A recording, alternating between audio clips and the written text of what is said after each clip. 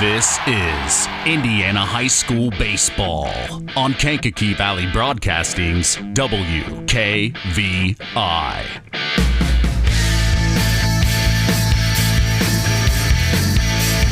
Brought to you in part by Culver's Portside Marina, NEPCO, Crane and Equipment Services, Farm Fertilizers, First Farmers Bank and Trust, Lawrence Farms, Mark's Body Shop in Knox, Zingo Express, Pulaski Memorial Hospital, Stark County Co-op, The Auto Park with locations in LaPorte, Plymouth, and Bremen, Standard Plumbing, Heating, and Air Conditioning, Collins Insurance, Howard's Marathon of Winnemac, and 5 Star. The KVB pregame show with Mitch Columbi is next. It's going back, and it's going to be a home run.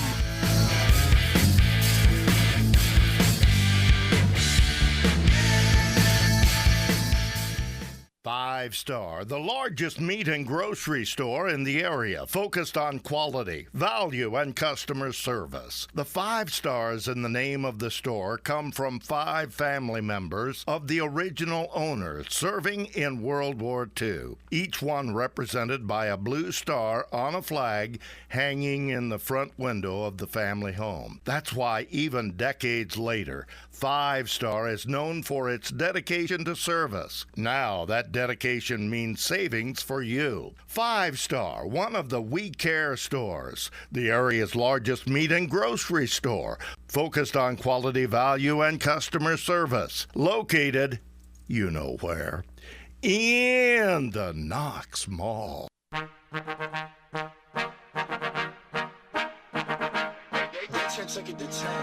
Big time That's the hit, game. And that's going to be a walk-off RBI single. Swung on, chopper to third. Here comes the go-ahead run. It's over the head of the center fielder, and it's a home run. Oh, a my three-run homer. Welcome to the KVB pregame show. Now, here is the voice of KVB's WKVI Sports, Mitch Columbi. The new era continues here on Kankakee Valley Broadcasting's WKVI. The rivalry is renewed as the Knox Redskins Baseball Club hosts their historic county rival, the North Judson-San Pierre Blue Jays. This is Indiana High School Baseball. With us tonight is our sports analyst, Kevin Hannon. Hey, I'm Mitch Columbi. The tradition continues. This is KVB's WKVI Sports.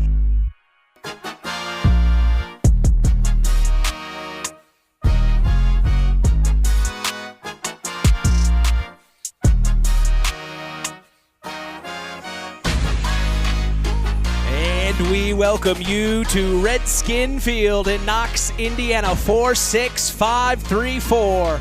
We are back for more as we are set to continue the new era of Kankakee Valley Broadcasting Sports on 99.3 FM and around the world, streaming live on WKVI.com. Man, as we get ready for our second baseball broadcast of the 2024 spring sports season, we have talked with both head coaches of the North Judson-San Pierre Blue Jays, Ray Frazier, and the Knox Redskins, Dustin Waters, on the Saturday Sports Line. These two teams always seem to provide a competitive atmosphere when facing off against each other, no matter the sport. That's why we are so excited to be here for this one. When we look at the away team in today's contest, Blue Jay skipper Ray Frazier and his ball club hosted their cross-county rival Redskins in the first matchup of the season last night and came away with a big-time win, 6-5. They now turn around and make the trip to the county seat, being Knox, Indiana, hoping to win yet again. The Blue Jays started their 2024 campaign against Couts Monday, April 8th. They unfortunately fell 12-2 was the final. Due to the weather, they waited until last night before playing again, and like I said, came away with a big-time win over these Redskins. The Blue Jays come into today's rivalry contest at 1-1 and are 1-0 in Hoosier North Athletic Conference play. Leading the team, swinging the bats for the Blue Jays right now. Of course, it's early on in the season, but it is Trey McGowan. He's averaging a .600 at the plate. Right behind him is Caleb Ginder, batting a .500 up to this point. Rounding out the top three is Brody Bridegroom, averaging a .400 at the plate.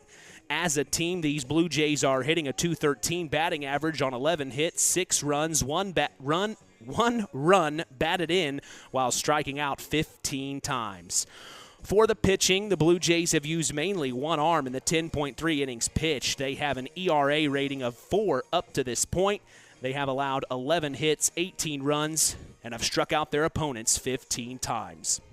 With us tonight, breaking things down and analyzing play on the diamond, we are honored to have a former area baseball manager, Kevin Hannon, as our sports analyst today. Welcome to the team, Coach. Thanks. Glad to be here. Good one to open up with. Oh, perfect one. Perfect day. Of course, we weren't sure if we were going to be able to get this game in. A 90% chance of rain is what I saw last night, but I don't see any rain out here today. It's a perfect day. That's beautiful. You don't get many like this in mid-April, so they'll take advantage of it. Well, your thoughts on the Blue Jays after hearing that quick rundown? Well, after, having been involved in this rivalry for the last 15 years, it doesn't matter if one team's ranked number 1 in the state, one team hasn't won a game. I can about guarantee you it's going to be a close game, down to the wire, good hard-fought game, and good baseball. Well, and really, we kind of talked before we went on the air.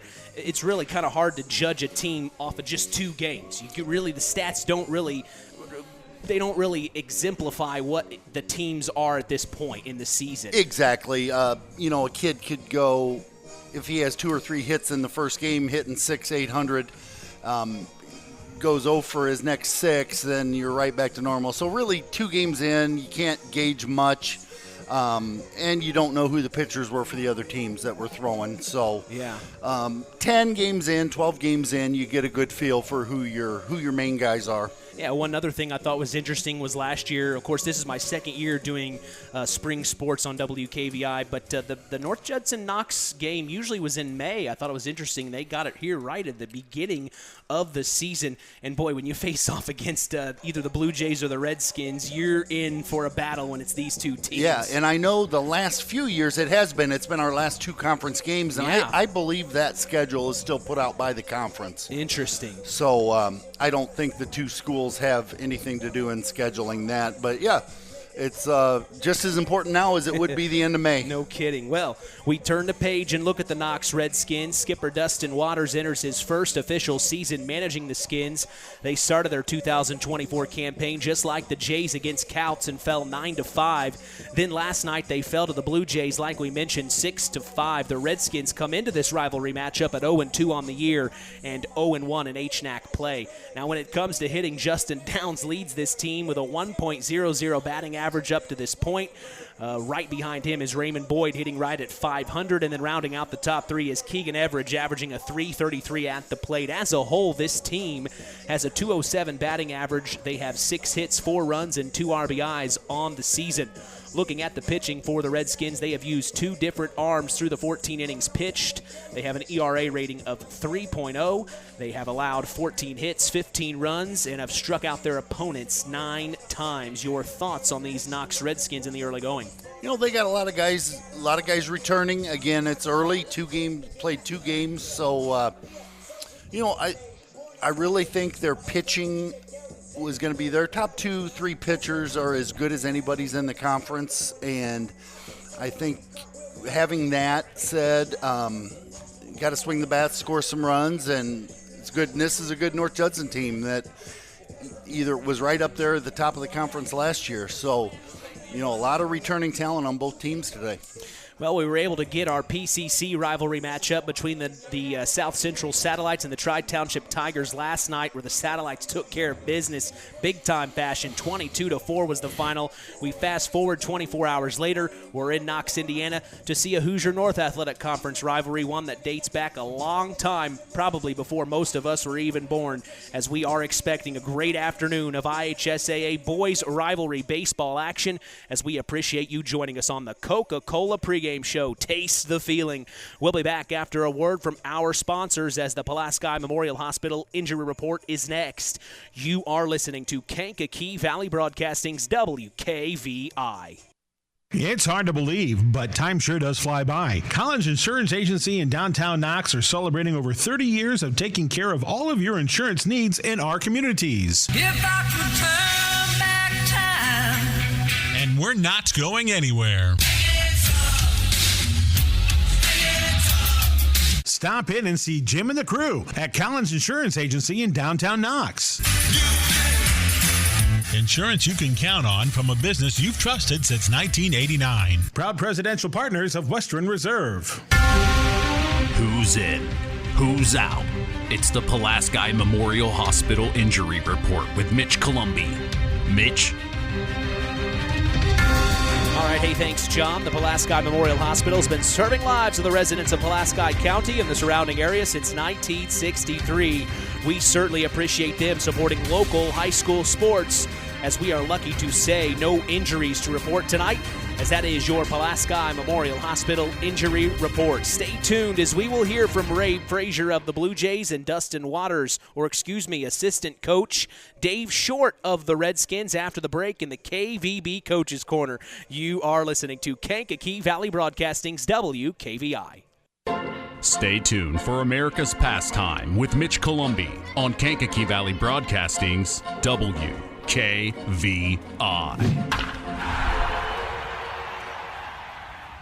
Pulaski Memorial Hospital. Quality care closer to home. Pulaski Memorial Hospital is all about community and keeping our community spotlight shining on the accomplishments of our youth. That's why PMH is proud to be a sponsor of our local high school sports action on WKVI, our community radio station. Pulaski Memorial Hospital. Quality care closer to home. It's time to hear from the coaches in the KVB Coaches Corner. Here's Mitch Columbi. I'm here with head coach of the North Judson-San Pierre Blue Jays Baseball Club, Ray Frazier. Coach, pulled out a big win over your historic rival, the Knox Redskins, last night, 6-5. You turned back around, this time on their home field. What'd you learn about the Redskins you can share with us? The Redskins are a good, tough ball team. It was a tough fought game. Probably a little lucky to win that one, but that's the way baseball is. They threw good. The pitcher threw really good. He didn't walk anybody, and it was just a good ball game. A good ball game. Anything in particular that you're wanting your boys to take the next step in maybe tonight? Yeah, this is only our third game, so hopefully the hitting, it looked a little better last night than it did in the first game. So each game, hopefully we get a little more comfortable and look better at the plate. And we're searching for a number 2 pitcher. You know, we threw our top pitcher last night, and so we're going to try a couple guys here, and hopefully they're ready to step up. Yeah, I saw you got Radke on the mound for you today. What does he need to do? Throw strikes. Yeah, throw strikes. Noah's a left-hander, and keep the batters off balance, change speeds, and don't walk anybody, and then we'll have us a good game. Message to Blue Jay Nation who may be listening. Come on out and support. It's always good to play your rival. Coach, I appreciate your time. Good luck. Thank you. The Stark County Co-op has been a member-owned farm services co-op in Stark County since 1928. That's over 90 years, and they're still providing the same quality agronomy services to the farming community of Stark and surrounding counties. The Stark County Co-op is an LP and fuel provider. The Stark County Co-op purchases grain at both locations, Hamlet and Brems. You can reach them by phone at 1-800-782-3392. I'm here with assistant coach for the Knox Redskins Baseball Club, Dave Short. Coach, you come into today, you faced the Blue Jays last night, a close game, tough loss, but you right there the whole way, got score updates throughout the night. What'd you learn about the Blue Jays you can share with us? Well, you know, they're always a tough team. Anytime you play your rival like that, it's always going to be nip and tuck. It always has been for years and years and years that way. You can never give up. That's the number one thing. You got to keep digging, especially when you're playing against your cross county rival. Anything in particular that you and the coaching staff want to see from your boys on the field tonight? Well, we just want to take care of the ball a little bit better, be a little bit more tidy on defense, make good, strong throws. We pitched well last night, really, to be honest with you. Had a couple of balls that we hit that hung up. They got caught. If we can straighten those out, we'll be right in position to win the game. Message to Redskin Nation who may be listening. Just stay with us. You're going to see marked improvement, and this is going to be a really good baseball program in the years to come. Coach, as always, I appreciate your time. Good luck. Thank you very much. Hey folks, Auto Park Fort LaPorte has got some news for you. We now have the largest selection of pre-owned vehicles in LaPorte County. So if you're in the market, come and check us out because right now is the best time to trade in your current vehicle. Not interested in purchasing a vehicle? That's okay. We'll buy yours even if you don't buy ours. Not currently in the market, but your car needs serviced? Come check out our newly renovated service department and let them take care of all your service needs. And remember, we're not just an auto dealer, we're an auto park. Time now for the keys to the game. Sponsored by the Auto Park with locations in LaPorte, Plymouth, and Bremen. All right, as we get set for Indiana High School boys baseball action, what are your keys to the game as a North Judson-San Pierre Blue Jay coach? I think as we heard Rabe just say, you want other than your number one, you want down the line, your 2 and your 3, you want guys that throw strikes, challenge hitters. So I think that's the key for them. If they can stay with those guys, those couple kids throw the ball well today.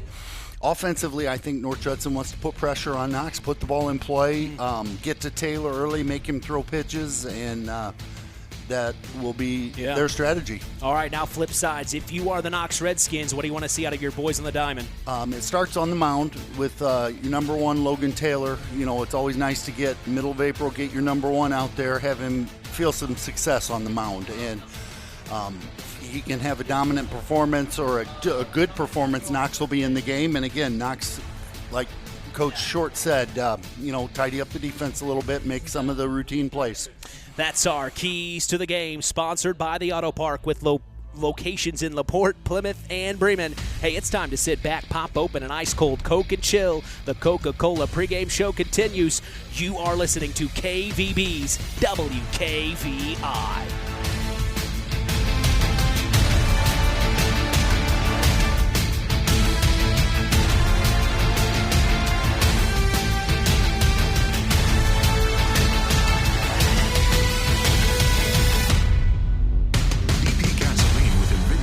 Clean your engine and can give you more miles per tank. Continuous use may result in the following pleasant side effects: excessive smiling, feeling more relaxed, taking more drives just because, volunteering for carpool twice in a row, and bragging to your friends about how you use our best fuel ever. To find out if BP gasoline with Invigorate is right for you, stop by your local station to discover our best fuel ever. Versus minimum detergent gas, average restored 3 to 5 miles per tank, based on fleet testing and based on what you drive and how you drive. High school sports brought to you by Zingo Express. Now it's time for the KVB starting lineups.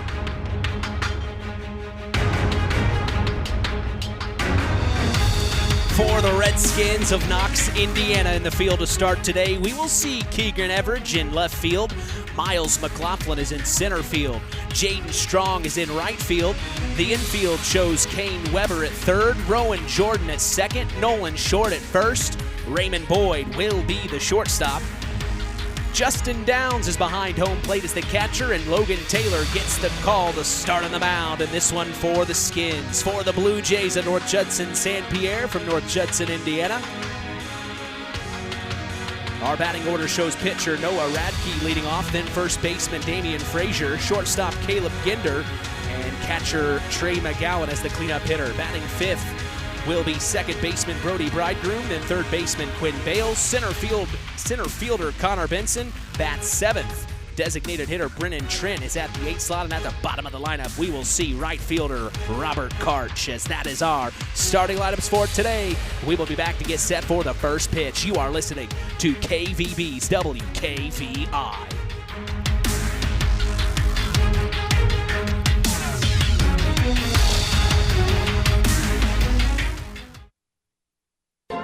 Stay tuned for America's Pastime with Mitch Columbi on Kankakee Valley Broadcasting's WKVI.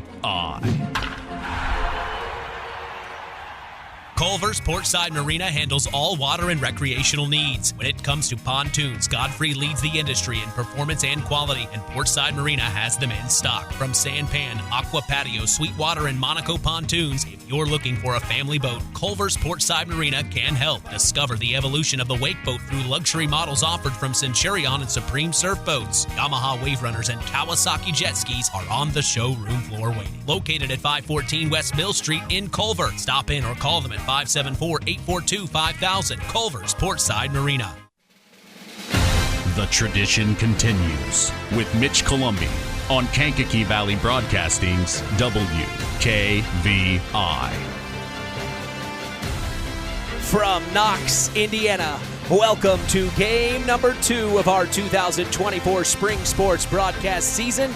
To see the North Judson-San Pierre Blue Jays take on their cross-county rival, the Knox Redskins. I am Mitch Columbi. The tradition continues here on Kankakee Valley Broadcasting, as WKVI will always be there. You can stay up to speed on local high school sports in this area by following us on social media. We are on Instagram at WKVI Sports, on X, formerly Twitter, at KVB Sports, and on Facebook at Sports to the Max.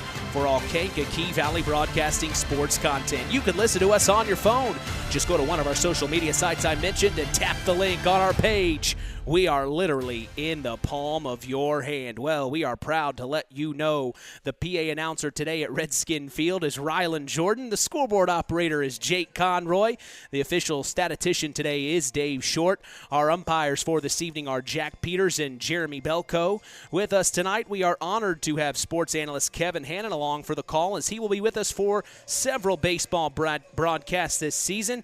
And like I said, I'm Mitch Columbi, proud to be doing the play-by-play as we are set for Indiana high school baseball from Knox, Indiana. Hey, Kankakee Valley Broadcasting is going to historic Wrigley Field to catch the Chicago Cubs take on the Cincinnati Reds Sunday, June 2nd.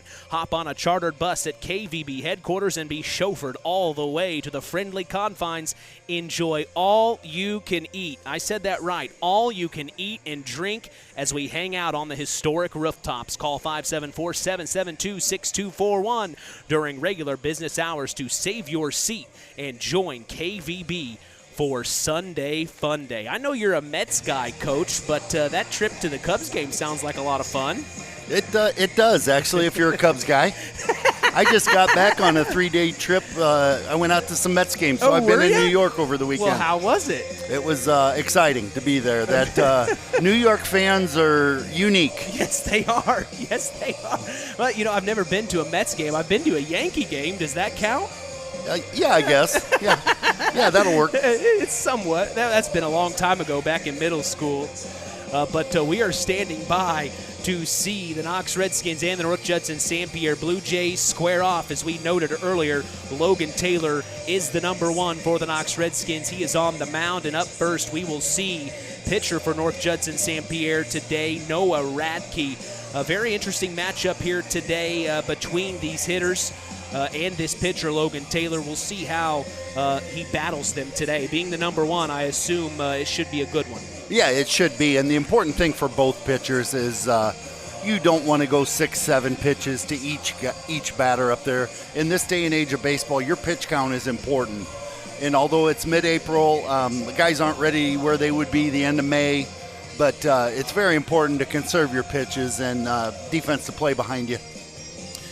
One thing I wanted to note was Knox grad from 1975, Bev Albright, threw out the first pitch for this afternoon's matchup as we are underway. The first pitch from Logan Taylor, a bit outside. Ball 1 called here. Good eye there by Radke. Taylor settling in, deals the 1-0. That time a little low, trying to get that corner low and away there, Coach. Yeah, just struggling to find the zone right now. Taylor deals the 2-0. Radke doing a good job of keeping his eye on the ball. Hasn't swung yet. And he is ahead in the count, 3-0. Logan Taylor deals. And he is going to end up walking Noah Radke. So first batter in the lineup for the Blue Jays gets on base. Good job staying patient for him. Him being the leadoff man, you can only assume he's got the wheels there at 1. Yeah, second hole hitter should be taken here. Make Taylor bring you a strike. So stepping in now, we see Damian Frazier, the first baseman. Taylor checks Radke at 1. Set to go, delivers. Up top ball. In this game, usually there is, it's a big thing. I mean, think back when you're 17, 18 years old, and this is your big rival. It takes a few minutes for guys to settle in and realize it's just baseball. The nerves. Next pitch. There he goes. This time finds the strike zone, evening the count at 1-1 here. So Taylor finds the zone here. Now we'll see what Coach Frazier wants to do. If he wants to start moving runners, what kind of strategy he's going to have offensively. Next offering. Oh, Radke goes to 2. They're going to try to tag him, but he is not in time, and Radke gets there safely. So a stolen base for Noah Radke, the leadoff man, and the Blue Jays have a man in scoring position now. Yeah, got a good jump. It was pretty good throw by Downs, and the tag was just late. Just outran it. 2-1 the count from Logan Taylor to Damian Frazier. Frazier comes in at a 200 batting average. Next pitch. Just misses the zone, evening it up at 2-2 here. This dangerous hitter here with a 3-1 count. Taylor checks Radke at 2. Now he delivers. Ball up top. It gets past the catcher. Now Radke is going to advance to 3. It got over the head of Justin Downs, and that allows Radke to get to 3rd. So now 90 feet away. I had my count wrong. 90 feet away. Now you just, it's up to the batter now. Just put the ball in play. Especially on this full count here. Absolutely. Frazier digs in. Full count. This time it's low, and it will be a walk for Damian Frazier. Runners on the corners for the Blue Jays here. And Taylor is working hard here along with Justin Downs. You see Justin heading out there to relay something to the infield. Relay is first, and with runners on 1st and 3rd, the catcher gives the defensive sign as to what play they're going to do if the runner runs. There's different scenarios.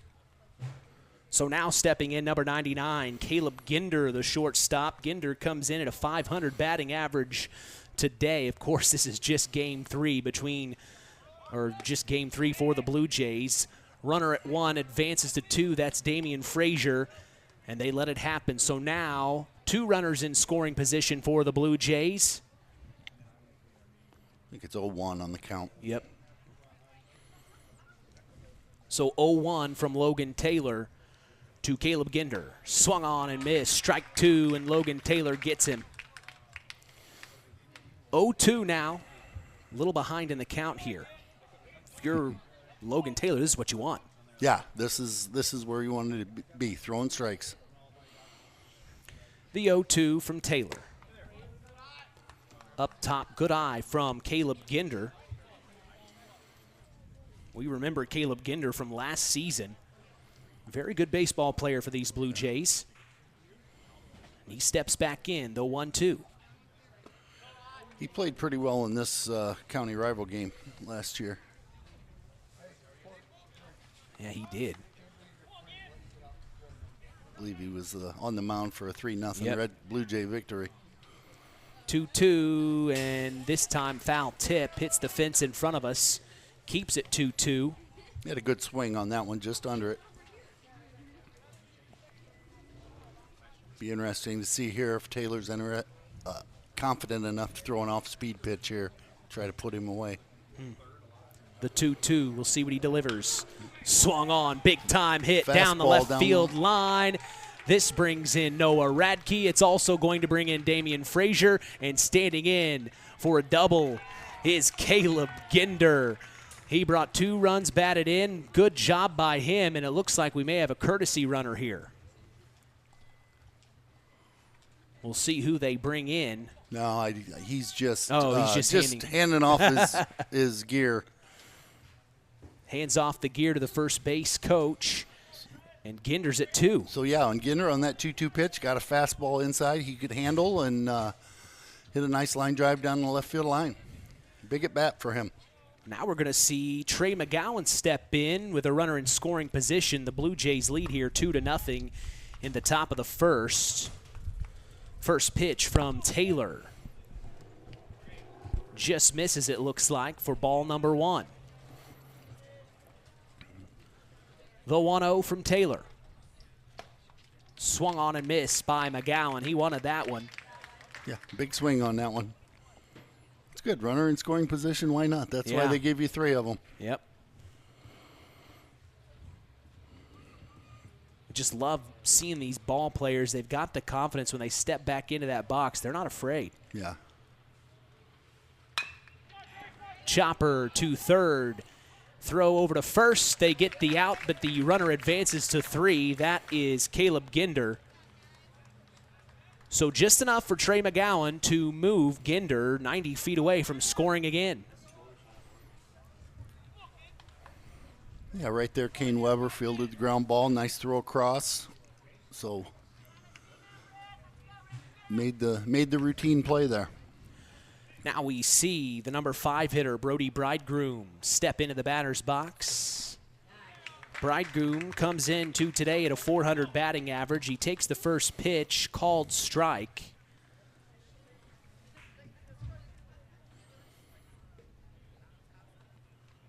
Next pitch from Taylor hits the dirt. Bridegroom, only a sophomore. Remember him from football season as well as baseball season last year.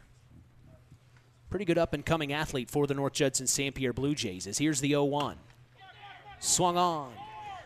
Right catcher picks it up. Justin Downs, no one's there, is at home. The tag, and they get Caleb Ginder at home. He thought Justin Downs was going to throw to first for the easy out, but no, he turns around and they're able to get Ginder out at home plate for out number 2 here in the top of the first. A little smash and grab job. Great heads-up play by Kane Weber right there. Third baseman come in and cover the plate on that. So 2-0 here in the top of the first. 2 outs with 1 on. We see Quinn Bales stepping into the batter's box. There goes the runner at 1 to take 2, and he does easily. Brody Bridegroom steals the base.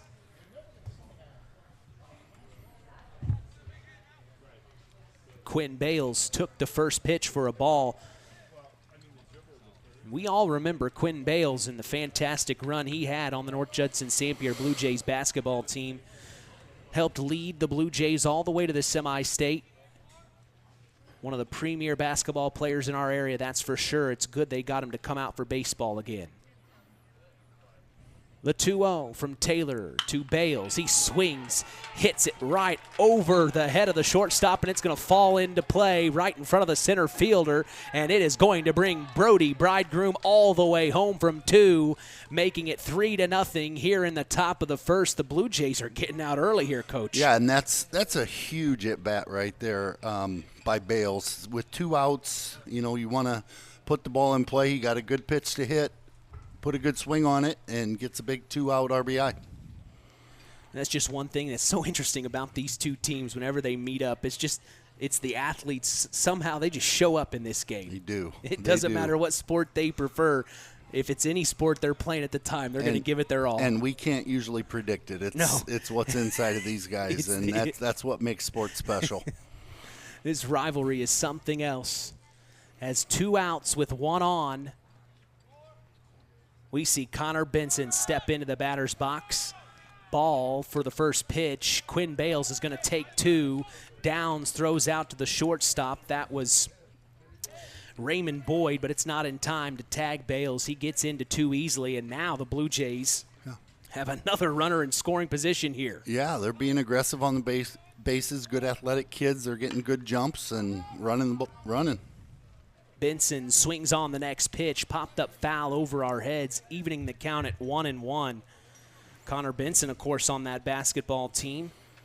Both Bales and Benson were one of our Tyler Roth WKVI Athletes of the Week. Next offering, swung on, and it's fouled off. Keeping it 1-1 here. It's an interesting moment of the top of the first here. You almost kind of want to get this out, get out of the top, and then get to the bottom sooner than later, I would assume. Yeah, this is a big stretch of pitches right here coming up for Logan Taylor. Get out of this inning and get yourself up to bat. Taylor's next pitch from Benson. Hits it right back to Taylor, and Taylor is going to throw it to first.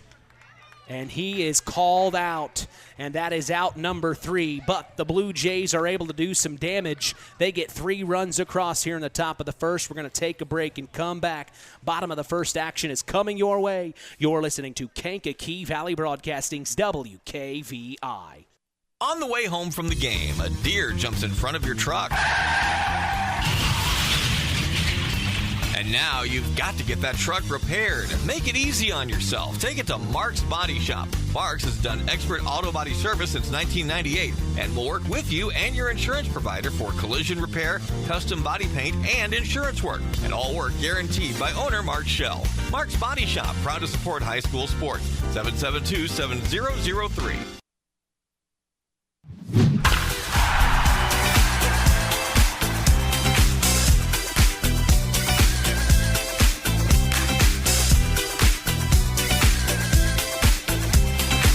Back at Redskin Field, today's broadcast is brought to you in part by Nepco Crane and Equipment Services, specializing in mobile crane service. Call Joe Nepp at 1-800-590-2272 for all your residential, commercial, and agricultural crane needs. We go to the bottom of the first. Mitch Columbia along with sports analyst Kevin Hannon. We are so glad you've joined us as the rivalry is renewed between these two historic teams in Stark County. Coach, what did you think of that top of the first? Yeah, I think Judson came out and did some good things offensively. Logan Taylor struggled a little bit with the strike zone early on, and now we'll see. Very important for Radke here to throw strikes. Your team just gave you a 3-run lead. You're right out there. Don't start giving things back. It's important to make Knox beat you here and put the ball in play. Radke, a lefty, as he warms up out onto the mound.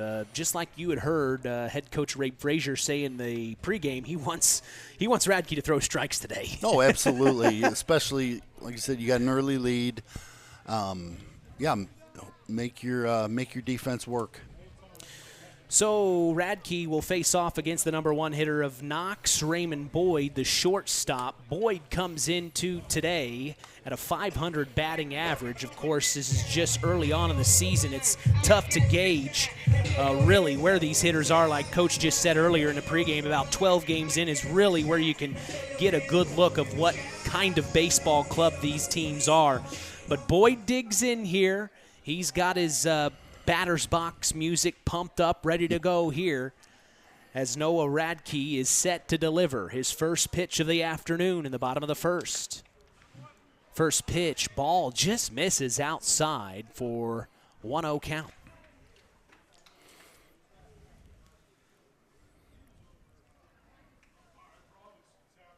Next offering from Radke, tip foul, out of play.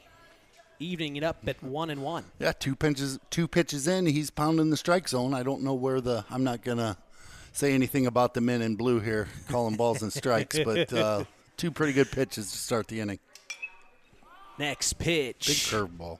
Maybe in play, but it gets over the head of the first baseman, Damian Frazier, for foul ball. Making it 1-2 here, and Radke's ahead. Yeah, and he threw a curveball for a strike. So that's another thing that's important for kids, high school pitchers right now, is to be able to throw more than just one pitch for a strike. 1-2 from Radke to Boyd. Swung on right back to Radke, and he is going to throw to his first baseman, Damian Frazier, and they get out number 1. You got to have fast reflexes there for Yeah, a play like that. Got a fastball in on Boyd a little bit. Didn't hit it off the handle right back at him. So good start for the Blue Jays pitcher here in the first. Stepping in, the number 2 hitter, number 2 center fielder, Miles McLaughlin. Of course, we know Miles. Football, basketball, baseball, 3-sport athlete. Already has broken some records here in his sophomore year on a football field, and here he is swinging on the first pitch. It's a chopper to third. Quinn Bales tries to get it over to Damian Frazier. It's overthrown, and now going to 2 is Miles McLaughlin, and he is going to get in there easily. So he gets a double off an error. Quinn Bales almost had it there, but not in time. And Miles McLaughlin, he's fast. He's got the wheels. Yeah, he's athletic. First ball, curveball right there. Put it in play. That's what, when you put the ball in play, good things happen. You make the defense make a play, and I'm not sure if the first baseman comes up with that. He's not safe anyway, as fast as he is. Yeah, it would have been a bang-bang play. So now the number 3 hitter, Logan Taylor, pitcher versus pitcher here. First pitch offered is a ball called.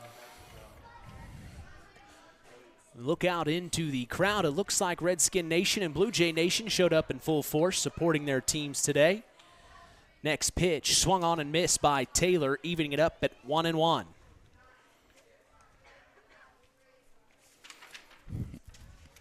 I know it's hard to call first inning at bats big, but this is a big at bat right here. Get yourself possibly back on the scoreboard. Tighten this game up a little bit. Radke delivers the 1-1. Too low, ball called, making it 2-1 here.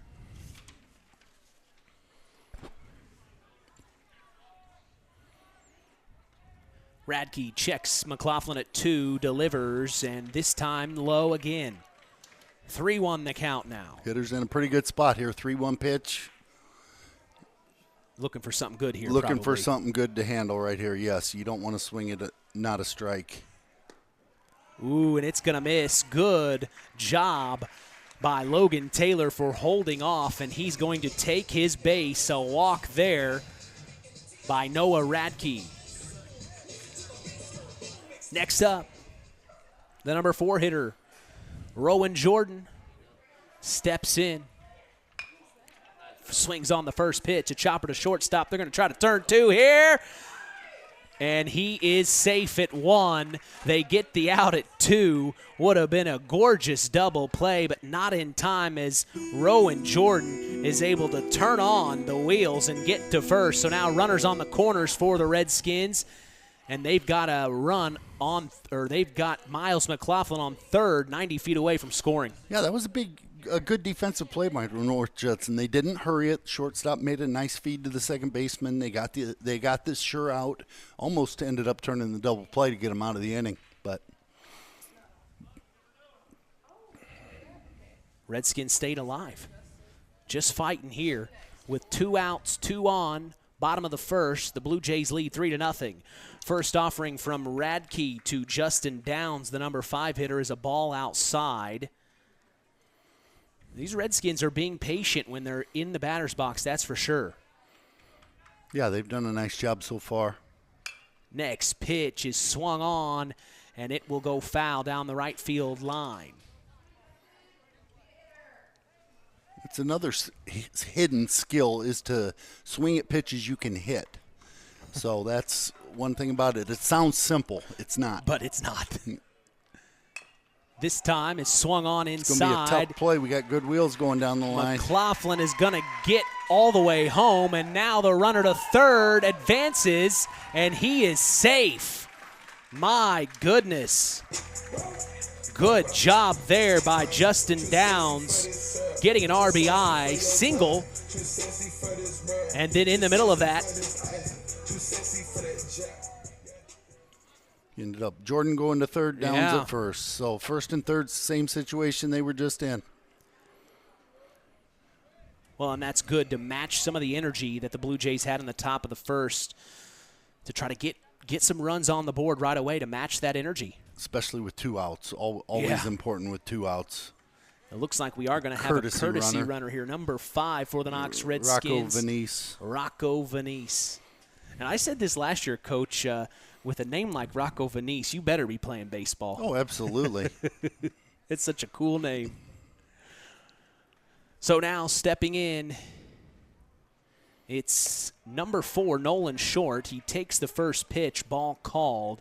He has runners on the corners, and we may see Rocco go here. With 2 outs, I don't know. It could be risky. Next pitch is a strike outside corner. Evens it up at 1-1. Yeah, he can be aggressive here. I don't know if you want to risk it with Nolan Short up to bat. Good RBI guy. Next pitch, up top ball. 2-1 the count now from Noah Radke to Nolan Short.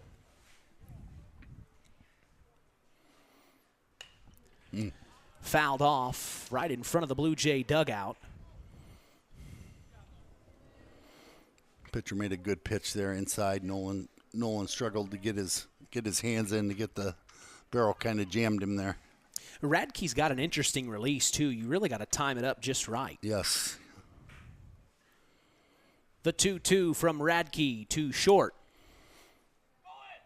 And there goes Venice. Hits the dirt, and he's going to get to 2 easily. So now the Redskins have 2 runners in scoring position with 2 outs, a full count. They trail 3-1 here in the bottom of the first. Radke trying to get out of this inning here. Deals the full count, swung on, popped up high, and out of play. Hits my car. I didn't hear a crash. So, yeah, you said he's got a unique delivery, kind of straight over the top with that left hand. The glove hand comes flying through. Yeah, it does take a little bit of timing. And there's a chopper to Quinn Bales at third. He's going to throw to first, and it is in time for out number 3. And that's how the first inning comes to a close. 3-1 here in the bottom of the first. We are coming back for action in the top of the second. Don't go anywhere. You're listening to Indiana High School Baseball on KVB's WKVI.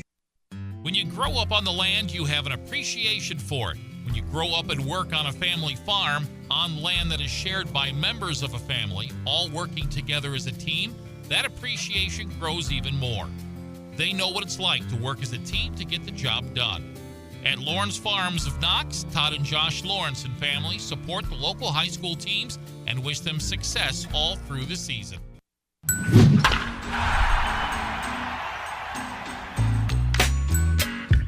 Today's broadcast is brought to you in part by First Farmers Bank and Trust, providing state-of-the-art banking with old-fashioned service.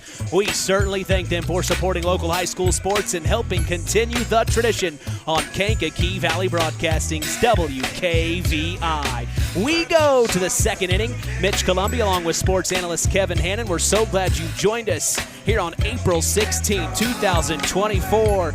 Coming up on 6 p.m. Eastern, or 7 p.m., 5 p.m., 6 p.m. Eastern, 5 p.m. Central. I don't know what time it is, Coach. We're just having a good old time. We are. Time's irrelevant right now. The only time that matters is dark.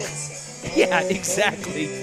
Oh, man, we've got a good game brewing here. The Blue Jays got 3 runs across in the top of the first. The Redskins were able to get 1 run across, but they were able to get some guys on base too, Coach. So even though they weren't able to tie it up, I think they've shown they can get the bats going. Yeah, that's huge when you're facing a 3-run deficit. Get one of them right back, settle you in, and now we're ready to play baseball. We're going to see the 8, 9, and number 1 hitters for the Blue Jays step in. This is the number 8 hitter, Brennan Trent, designated hitter. He takes the first pitch for ball 1. Still on the mound is Logan Taylor. He deals. That was close. Yeah.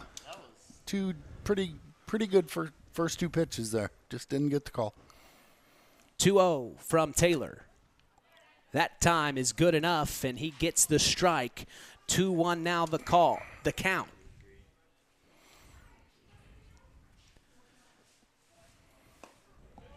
Next pitch low and outside for ball number 3 here. Now he's behind in the count, 3-1.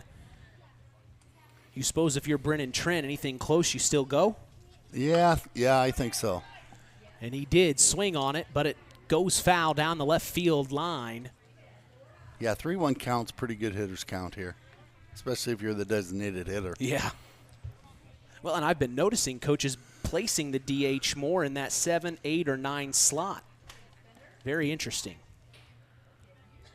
Full count here. Taylor delivers to Trent.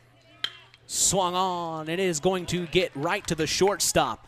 He throws over to first, and he gets the out. Beautiful play by Raymond Boyd, and he gets it over to Nolan Short in time for out number 1 here in the top of the second. Hard hit ball. Ray did a nice job going to his backhand, made a clean pickup and a good strong throw across. Great play. Well, with what happened in the top of the first, that's a good start for the Redskins. Be nice for Logan Taylor right now to get 1, 2, 3 inning and get back up there to the plate. This is Robert Karch, the right fielder, number 9 hitter for the Blue Jays in. Takes the first pitch, ball called. Next offering. That time it hits the strike zone, and Karch is now looking at a 1-1 here.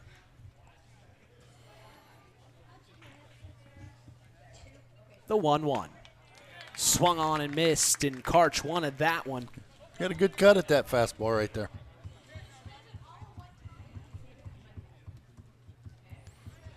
One-two from Taylor to Karch.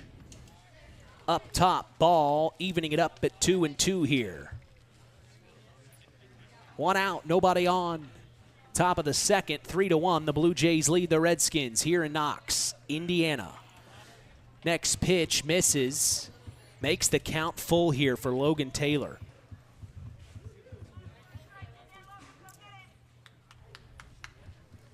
Set to deliver. He kicks and deals. Popped up high, back to right field, and a beautiful play by the right fielder, Jaden Strong, to make the play. And you can see several of the athletes in the Knox Redskins lineup.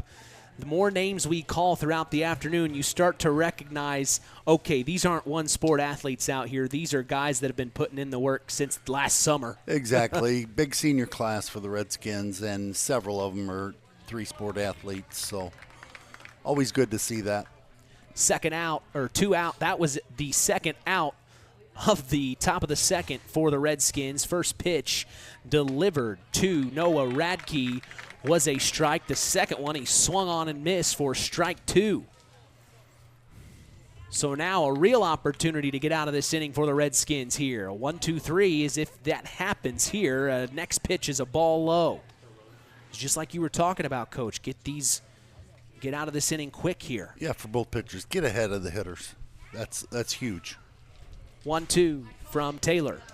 Swung on and missed, and that's strike number 3 and out number 3 here in the top of the second. We're moving right along here as we're going to take a break and come back. Bottom of the second is coming your way. You're listening to KVB's WKVI Sports. At First Farmers Bank and Trust, agriculture has been a cornerstone of our business for more than 135 years. Our personal relationships within the ag community run deep for multiple generations. If you're looking for a financial partner that knows, understands, and supports agriculture, I'd love to hear from you. I'm Isaac Blue, Ag Banker at First Farmers. Come into our Knox, North Judson, or Culver branches, or visit us online at ffbt.com when you're ready to talk about growing your operation. First Farmers Bank and Trust, member FDIC, equal opportunity lender. Today's game is brought to you in part by Howard's Marathon of Winamac, serving Pulaski County for 44 years. Call 574-946-6894. Ask for Howard or Dean. We thank them for supporting local high school sports and being part of this wonderful tradition. We go to the bottom of the second. Mitch Columbia along with Kevin Hannon. This is a great game between the Knox Redskins and the North Judson-San Pierre Blue Jays. Pretty good defense from the Knox Redskins there. Yeah, it was. And, it's going to be a tight fought game here, it looks like. Both pitchers, Taylor settled down in the second. Judson's pitcher didn't throw a bad first inning. Knox didn't hit a ball hard. They just a couple plays, they beat out an infield single, just hit balls where putting the ball in play. And we'll see if it continues. But he threw a good first inning. Something we've talked about before, I kind of briefly brought it up with our other sports analyst, Nathan Orger, yesterday, was a lot of coaches have told me percentage-wise, usually the first pitch is the best one, percentage-wise. Depends. Yeah, it depends on your pitchers. But yeah, I mean, I never really wanted a kid to take a pitch unless we saw that the pitchers were wild or were struggling at the time. But, as far as if the kid's comfortable first ball, fastball, if they see the trend of the pitchers wanting to get ahead of you, first ball is the pitcher's not trying to throw a ball on the first pitch. So stepping into the batter's box for the Knox Redskins, going up against Noah Radke, is number 35, Kane Weber, the number 7 hitter.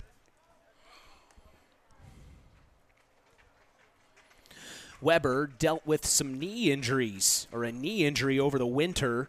Good to see him get through that. Looking pretty good and healthy out here on the ball diamond today. I remember talking to him in football season, asking when he'd be back. He said, I'll be back sometime during the basketball season. Good athlete for the Redskins. Takes the third pitch for a ball. So that's 3 balls in a row by Noah Radke, trying to get Weber to swing at something. But Weber is being very smart here. 3-0. And it misses big time. And taking his base is Kane Weber as he is walked.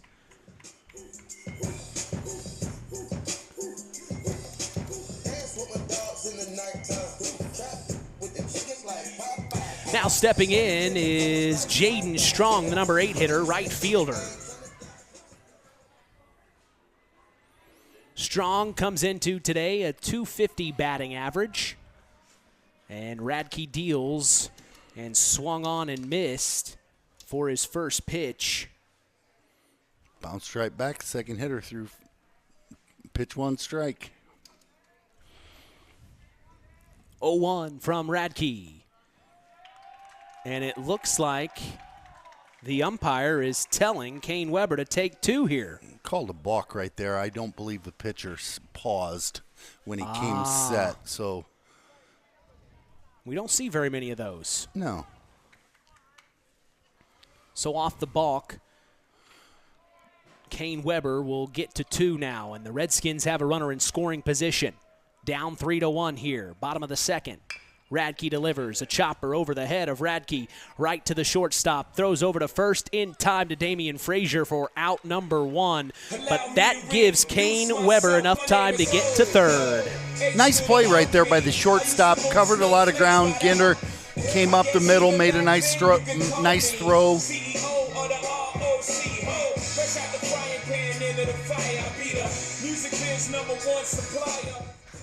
Now we see, I believe it's Keegan Everidge. Yeah, Keegan.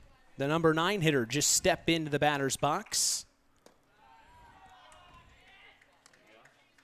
First pitch offered is a ball. Good eye there by Everidge, the left fielder. 1-0 swung on right to the first baseman, Damian Frazier, and he's going to tag Everidge for out number 2 here. Great play right there by Frazier. With the runner on third, the infield was in. He gets a ground ball. He has to come and he kept his eye on the runner at third, got the tag. No way for Weber to come down the line and score there. So good defensive play. 2 of them here in a row for the Blue Jays. Back to the top of the batting order, it's Raymond Boyd, shortstop, stepping in for his second plate appearance of the afternoon. He takes the first pitch for ball 1.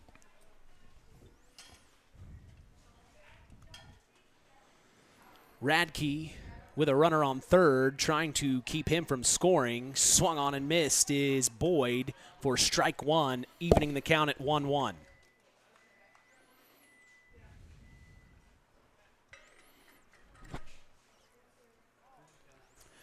The 1-1 from Radke to Boyd. Popped up, foul over the dugout for the Blue Jays. So big sequence here coming up for the Blue Jays and Radke on the mound. If they get this, he gets the next 3 guys out after runner in scoring position. This is a huge momentum swing right here for the Blue Jays if they can get this last third out. The 1-2 swung on and foul tipped. Staying alive is Raymond Boyd. He wants to bring Kane Weber home. Radke's made a couple good pitches here, and Raymond has done a good job of fouling those off. 1-2 from Radke. outside for ball 2. Evens it up. 2 outs. 1 on. Trying to make something happen here as Radke likes the sign. Throws, swung on and missed for strike 3 and out number 3. And what a job done by Noah Radke, leaving a runner stranded for the Knox Redskins as it keeps it 3-1. We're going to take a break and come back for the top of the third is coming your way. You're listening to KVB's WKVI Sports. Howard's Marathon in Winnemac has a reputation built on getting things done right. With 30 years experience as an ASE Master Auto Technician, Dean Wentz is the right choice for the auto repairs or service. From auto computer diagnostic checks to new batteries and tires, they can take care of it all. Howard's Marathon is a proud supporter of area high school sports and wishes all teams a great season. Howard's Marathon, 121 South Monticello Street in Winnemac. Call 574-946-6894.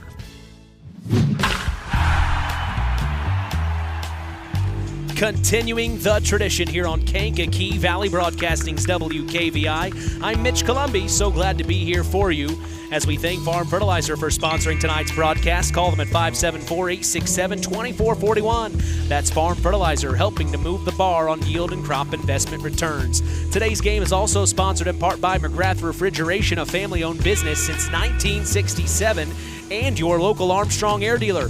Call them for all your heating and cooling needs at 574-772-3575. That's McGrath Refrigeration, where the temperature is always just right. Moving right along the top of the third. This game is flying by, Coach. Yeah, that's what you like to see in baseball. I mean, you can have your different opinions on what's more important, offense, defense, but it all starts with the kid on the mound.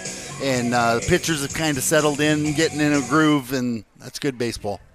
Well, and you really liked the way the Blue Jays ended that last half inning. Absolutely. That was just nails from their pitcher right there. Runner in scoring position, shut it down. So now to start the top of the third, we see Damian Frazier. Logan Taylor delivers a beautiful pitch, but it's outside, ball called. Of course, we don't have the exact vantage point that the head umpire has. This time he calls a strike, evening it up at 1-1 here.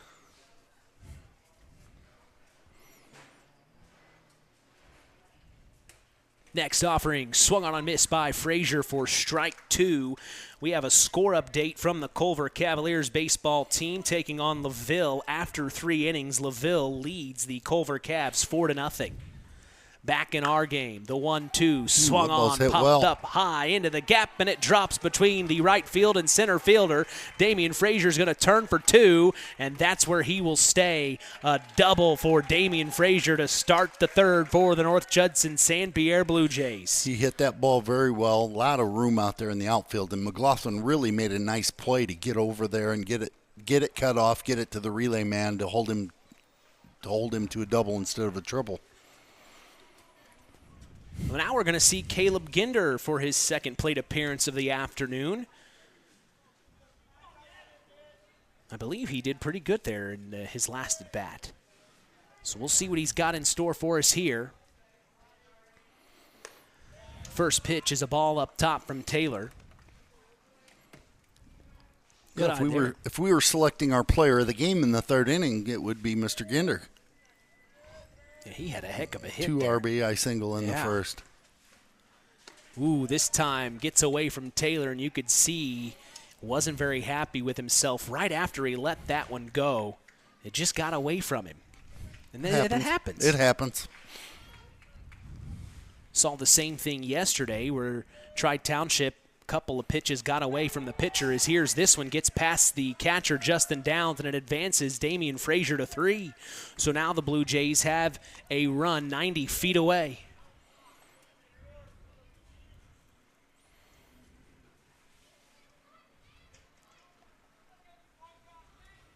We thought it was going to rain today, but it held off. Turned out to be a beautiful afternoon here in Knox. The 2-0 from Taylor. Or excuse me, that was ball 4. You're fine. So that was ball 4. It gives Caleb Ginder his base, as he is walked, and now we will see Trey McGowan step into the box. Big spot for Trey here. Runners at the corners. Opportunity to put it in play and get some runs on the board here.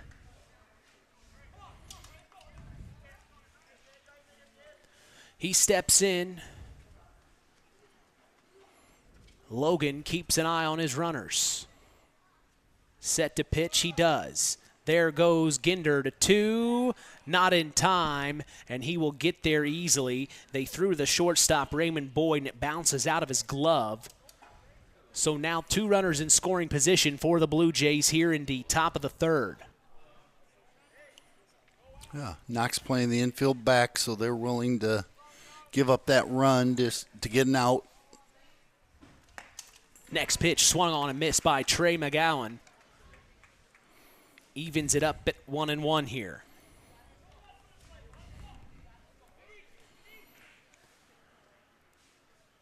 Taylor to deliver the 1-1.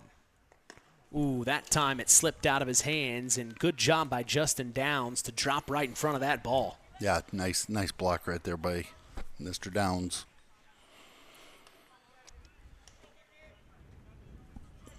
The 2-1 as McGowan steps back in. Ooh, and that's exactly what Trey McGowan was saying. Yeah, Logan did. Time was still in play. The home plate ump still had time, so that negates the stopped movement out there on the mound. Yeah.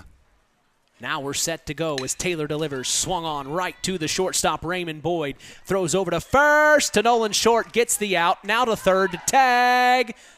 Nope, not in time, but it does bring Damian Frazier home for another run. The Blue Jays get 1 in this inning here, and a good job by Trey McGowan.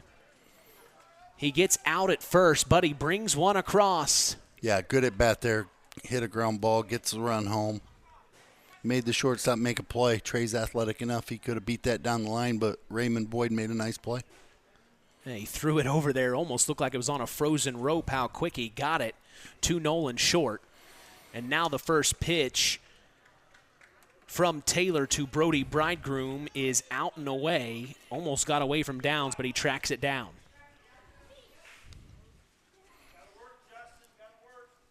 One-0 from Taylor to Bridegroom. Hits the dirt.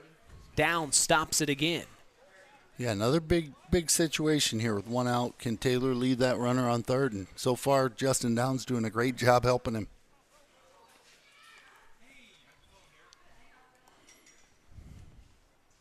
The 2-0 swung on and missed by Bridegroom. He wanted that one for strike number 1 here.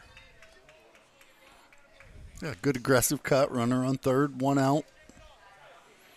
Hitters count. He should be aggressive. Taylor delivers the 2-1. Misses. Making it 3-1 now for Bridegroom. Being patient. Yeah, and here's the thing hitters dream about right here. Up 3-1 count. And it misses. So he will walk Brody Bridegroom. He takes his base, and now runners on the corners for the Blue Jays. Yeah, it seems like when Judson gets things going, they've had runners on the corners all night long. And here comes skipper Dustin Waters to have a chat with Logan Taylor and Justin Downs here. Always wondered what's going on out there. I knew that was coming. I mean, what are you saying? It depends. A lot of times when What's I for went dinner? when I went to the mound, no, it never got to that point. It wasn't like the scene in Bull Durham, but you're just basically trying to give your kid a pep talk. Sure. Let him catch his breath. Maybe get him to smile. I've done worse things out on the mound. It's not really a good spot to go out there and chew a kid's butt out there on the mound in front of everybody. No, not a good look. It's more of a rally the troops. Yep. So Waters has a quick word with Taylor, boosting the confidence here with runners on the corners. Bales shows bunt. He pulls it. There goes Bridegroom to take 2, and they let it happen. So now 2 runners in scoring position for the Blue Jays in the top of the third. They've already had 1 run across with 1 out here. Count 0-1 to Quinn Bales. He delivers. Up top, Bales holds off. Good eye there, evening it up at 1-1.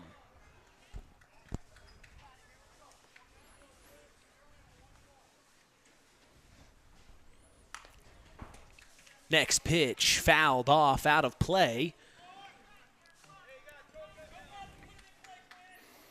Yep, Quinn Bales right now. Choke up a little bit, put the ball in play, get your team another run. 1-2 from Taylor to Bales. He got a piece of that. He's fighting. He is. We'll see Connor Benson. He's on deck.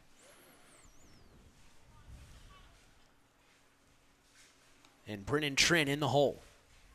But Quinn Bales looks at the 1-2, lets it go by for ball 2. 2-2 the count here for Quinn Bales.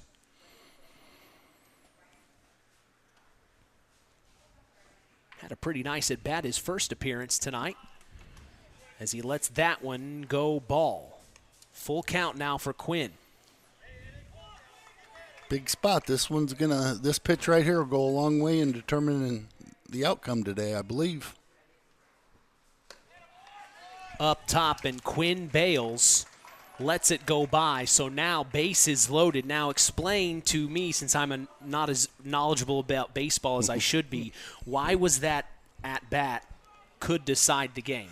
Well, right there you get a kid in a full count, and that's usually a pitch that's a determiner as to where things go, and a big at bat. Either the pitcher beats you or the hitter beats the pitcher. Next pitch, first one to Connor Benson. With a 2-run or a 3-run lead right now, and you get bases Benson. loaded. Benson comes up and gets a base hit somewhere. That Now could you're be, talking about 5-6-run lead here in the third inning, which, like you said, could be the determining factor in the game. So Benson takes the first pitch as a strike. The next one's a ball, evening it up at 1-1 here. Bases loaded with one out here in the top of the third. Benson gets a piece of it. It goes to the second baseman. He throws over to Nolan Short at first to get the out, but that gives number 99, Caleb Ginder, enough time to cross home plate. For the second run in this inning, the Blue Jays cross. They lead 5-1 here.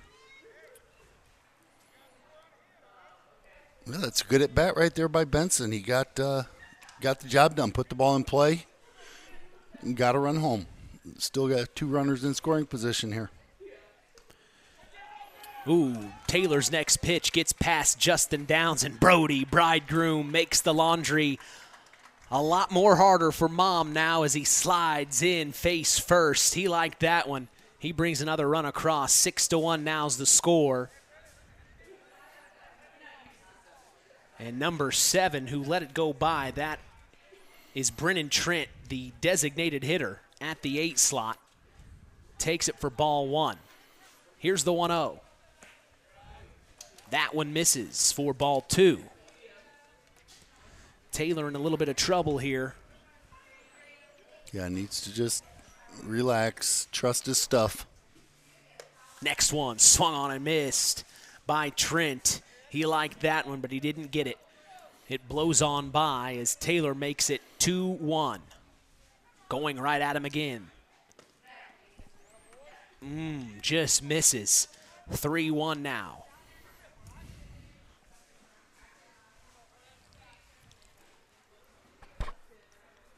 Two outs, top of the third. Taylor deals. Outside for ball number 4, and that means Brennan Trent will be walked. And coming up is the number 9 hitter, Robert Karch, for his second plate appearance of the afternoon.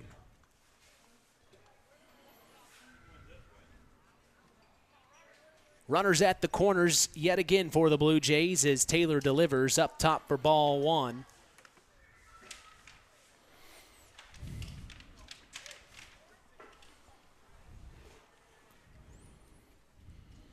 .1-0 from Taylor to Karch. Low and pass Downs. This is going to give enough time for Quinn Bales to get another run across. And Taylor's just having that kind of afternoon. It's just been tough for him. Yeah, it has been tough. And North Judson's done a nice job of keeping pressure on him. They've been selective at the plate. And Logan's just struggling to throw strikes right now. So with Karch still in the box, set to go is Logan Taylor. Delivers. Swung on and missed for strike number 1. As I believe the count, what is the count? I believe 2-1. 2-1. Ooh, that one, I don't think Karch thought it was in the zone, but the umpire said it was, so that makes it 2-2 now. Taylor to deliver. Up top for ball 3. So now full count here with 1 runner in scoring position, 2 outs here in the top of the third. The Blue Jays have been able to cross 4 runs in this inning. The full count gets away from Taylor. He is going to walk number 9, Robert Karch. It gets past Justin Downs, and that gives enough time for the runner at 2 to get to 3. Which I believe that is, yes, Brennan Trent.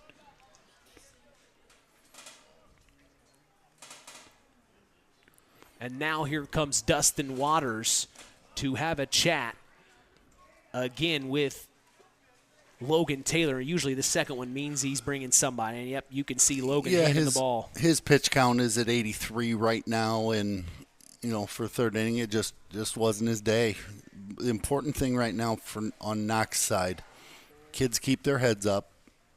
Second guy coming in throws the ball over the plate, and they just scratch back one at a time. It looks like they're going to move Logan Taylor to third, and they will be bringing in number 8 or number 0. Yeah. Xavier Boyd coming in on the mound. Boyd, number 8. So Boyd will come in to relieve Logan Taylor. And Logan Taylor will go to third. It looks like number 12, Carter Jordan, will now be the catcher. No, he's just warming him up. Oh, he's just warming him up. I believe what they're doing right now is Kane Weber will come in. So your substitution is Xavier Boyd for Justin Downs, and then a position shift. Kane Weber will move back behind the plate. I believe.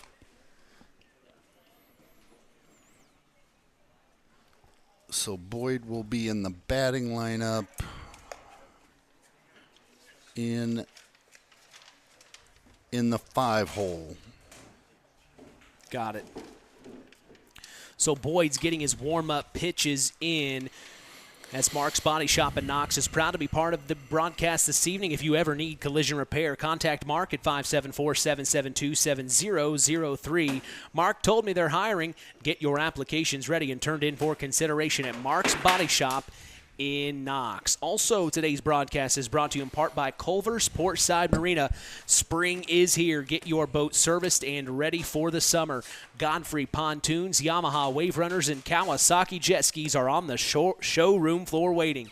Slip rentals, boat storage, and self-service fuel pumps will all be available at Bass Lake. Call them at 574-842-5000. That's Culver's Portside Marina. Well, talk about duties as a relief pitcher, what you have to bring to the table when it comes time to when your number's called to come in to relieve someone. Well, you got to do 2 things. First thing you got to do is throw strikes. If they hit the ball, then it's not your fault. You need to go in there and get outs. So that's the number 1 job, and I think Coach Waters is probably hoping that Xavier Boyd pitches effectively enough to get him into the 6th inning. First pitch offered was a strike. Second one's a ball. And while that strike happened, stealing second was Robert Karch. So now 2 runners in scoring position for the Blue Jays at second and third here. The 1-1 from Boyd. Swung on and missed.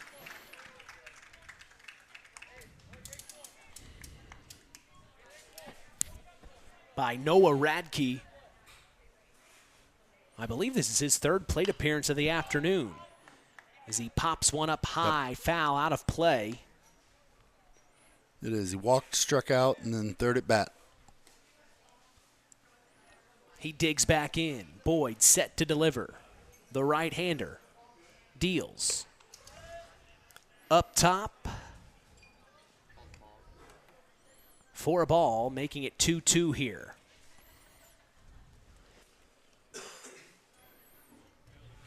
Two from Boyd. Misses. 3-2. Makes a full count here. Good eye there by Radke here, the leadoff man for the Blue Jays. If he gets on base here, that's bases loaded for the Blue Jays. Swung on and missed, and the Redskins get out of the inning. 2 runners left stranded for the Blue Jays, but they do some damage as they bring 4 runs across in the top of the third. We're going to take a break and come back. Bottom of the third action is coming your way. You're listening to KVB's WKVI. It takes smart planning by a skilled expert to get you just the right heating, cooling, and energy-efficient system for your home. McGrath Refrigeration can install an affordable Armstrong air system that will cut your energy costs while enhancing your comfort. You'll see the difference in your first energy bill. Give McGrath Refrigeration your local Armstrong dealer a call today at 574-772-3575. That's 574-772-3575. McGrath Refrigeration, where the temperature is always just right. Back at Redskin Field, Mitch Columbia along with Kevin Hannon. The Redskins trail right now 7-1. The North Judson-San Pierre Blue Jays are hoping to go back-to-back wins against their cross-county rival. They beat the Redskins last night 6-5, and today they are having their way. We go to the bottom of the third, as Web Printing and JT Shirt Shack in Winamac is proud to be part of the broadcast this evening. Web Printing and JT Shirt Shack provides all your printing, screen printing, apparel, and embroidery needs. Call 574-946-3551 and ask for Tina if you want to look cool like the KVB crew. We appreciate them and their support in helping continue this wonderful tradition. Well, the Redskins had they have some work to do here, Coach. Yeah, not time to put your head down. It's time to stay up in the dugout and one batter at a time. Win the fight. McLaughlin needs a good leadoff at bat here, and Noah Redke settled down, and through 2 innings, he's only at 36 pitches. So his job right here is to get Blue back into the dugout because they were wanting to swing the bats some more.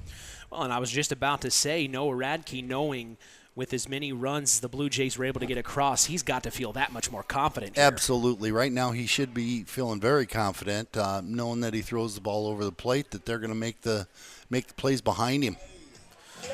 Well, we're going to see the number 2, 3, and 4 hitter of the Knox Redskins. It's Miles McLaughlin, the center fielder, stepping into the batter's box, as Radke will deal the first pitch. Swung on, chopper to Quinn Bales at third, throws over to first base, and it is safe. Not in time. Miles McLaughlin beats it out.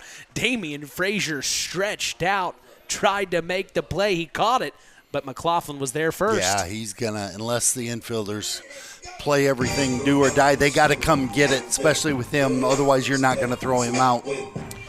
So now the number 3 hitter, Logan Taylor, steps into the batter's box here. Radke deals. McLaughlin goes to 2. They're going to try to cut him off. He slides in, and he is safe. A stolen base for Mr. McLaughlin, showing off the wheels, showing off the athleticism. He's looking good here today. Trying to make something happen. The Redskins are trying to make noise.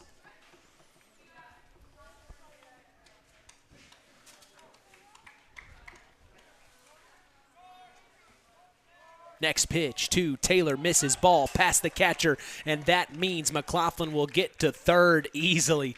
So now a run is 90 feet away from happening for the Redskins. I think it's a 2-0 count here. So 2-0 count to Logan Taylor, and now here comes manager Ray Frazier in the infield. Just trying to talk with Noah Radke, I assume, just like you said earlier. Calm him down. He's, leadoff hit for McLaughlin, and then he fell behind here on the next hitter in the lineup. So just calm him down, remind him to throw the ball over the plate. We have a score update from the Culver Cavaliers versus LaVille Lancer matchup. After 4 innings, the Cavs are trailing right now 9-0. Tough game there, but back in our game, it's 7-1. The Blue Jays lead here in the bottom of the third with nobody out. 1 on third being Miles McLaughlin. And Logan Taylor is in the batter's box on a 2-0 count, trying to make something happen here. Radke delivers, swung on, right to the shortstop. He throws over to first. Damian Frazier catches it and the out is made, but that gives enough time for Miles McLaughlin to bring a run across. So now it is 7-2, the Blue Jays lead. Good at bat by Taylor, put the ball in play, get an RBI ground out, and again, nice play by the shortstop. Yeah, Caleb Ginder made the play, got it over to Damian Frazier. With 1 out, we now see the number 4 hitter, Rowan Jordan, in the batter's box. He takes the first pitch for a ball. Next offering from Radke. Misses up top for ball 2, excuse me. And correct me if I'm wrong, I think Jordan may have gotten on base. Or did he not? He did. Fielder's choice. So they attempted to make a play somewhere else. He got on base. Next pitch misses low for ball number 3 here for Noah Radke.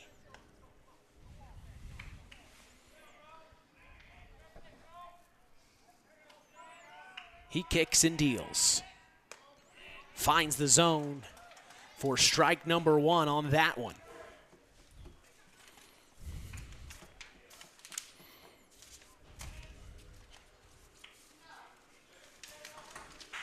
Looks like the catcher, Trey McGowan, takes off his face mask for a second, had to adjust some things.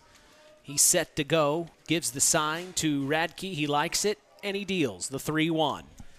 Misses outside for ball number 4, and he will walk Rowan Jordan.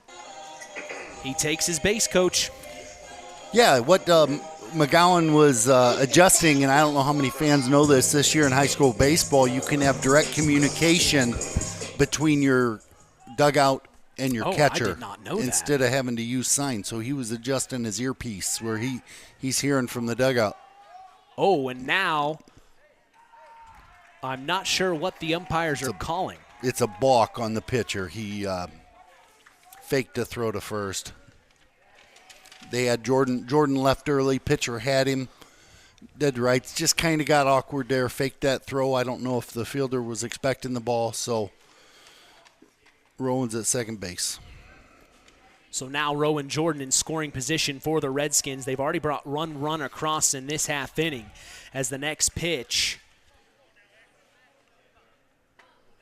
to number 8, Xavier Boyd, is a strike. So the 0-1 to Xavier. Outside, gets past Trey McGowan, and that advances the runner, Rowan Jordan, to third. And now the Redskins are making some noise here in the bottom of the 4th. Yeah, just chipping away.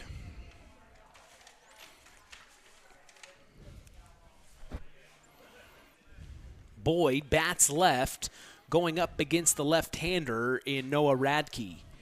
Interesting matchup here. Radke delivers the 1-1, swung on, popped foul out of play. Making it 1-2 here.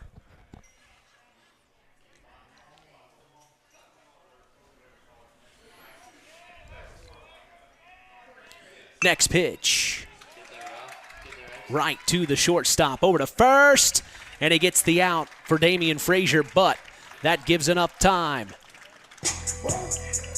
for Rowan Jordan to bring another run home. As it's now 7-3, the Blue Jays lead. So the Redskins are, hey, they're not going away quietly here. No, they're taking what they're being given and get guys on base, and they're just putting the ball in play. Now we see Nolan Short step into the batter's box. Fouls off the first one for strike number 1. Radke to deal. He does. Good eye there by Short, letting it go by, evening it up at 1-1 here. 2 outs with nobody on. Foul tip by Short, stays alive, keeping it 1-2 here. You had a good swing right there, just fouled it back. This is turning out to be a really good inning for the Redskins. It is. Big inning. You hear a little bit more out of their dugout now. They're a little more excited. Swings on the next pitch. Is it going to hit the gap? It does, right in front of the right fielder, and that will be a good job by Nolan Short to get to first. It looked like the right fielder, Robert Karch, he was going to make a play on that. He almost had it. He did. Made a nice diving attempt, and ball's just off his glove. So now we're going to see number 35, Kane Weber, the third baseman, step in as the number 7 hitter. Weber, I believe, is this his second appearance this afternoon? He moved from third to catcher. He's now the catcher. I got you. When Boyd came in, Boyd went to the mound, and Justin Downs came out of the game. So now Weber steps into the box. They keep an eye on Short at first, but not in time. Short slides in safe, and now Radke set to deal the first pitch to Weber. Swung on, popped up high, could be fielded, but it's out of play. Quinn Bales tried to make a play, but it goes over the fence. So 0-1 here to Kane Weber.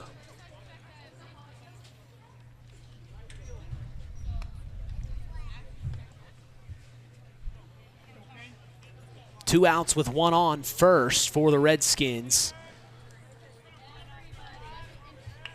Radke started this game, and he's still pitching here.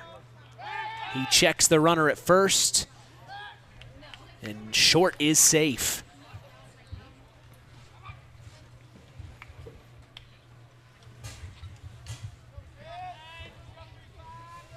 (0-1) from Radke to Weber.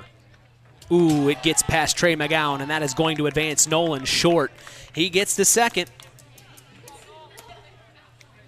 So now the Redskins have another runner in scoring position here. Down 7-3. This inning has been huge. They've brought 2 runs across just in this inning. Hoping to make that more here. Radke delivers the 0-1. And that will be a ball, evening it up at 1-1 here.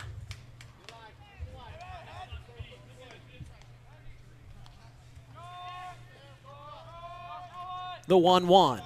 Ooh, and Kane Weber had to jump out of the way. It almost got him in the ankle. Talk to some coaches, and they say, what's it they say in the dugout? Take it. Take it. Yeah, I'm one of those. Oh, this time he gets a piece of it. Didn't swing all the way through, but it's enough to get to Damian Frazier. He throws to Noah Radke to get the out at first, and he does. For out number 3. My goodness, that happened so fast. But the Redskins are able to make things happen. They get 2 runs across here in the bottom of the 3rd. We're going to take a break and come back for the top of the 4th. Don't go anywhere. You're listening to KVB's WKVI. The key to high-yielding crops is accurate and dependable soil testing. This is Andy Awald of Farm Fertilizers and Seeds. Having the right information to make the most profitable fertility decisions is what Image Services from Farm Fertilizers and Seeds is all about. We combine cutting-edge technology and computerized record-keeping with a common-sense approach to soil sampling and fertilizer recommendations. Whether it be by management zone for field-level applications or grid-based for variable rate applications, count on Image Services by Farm Fertilizers and Seeds for your soil service needs this fall.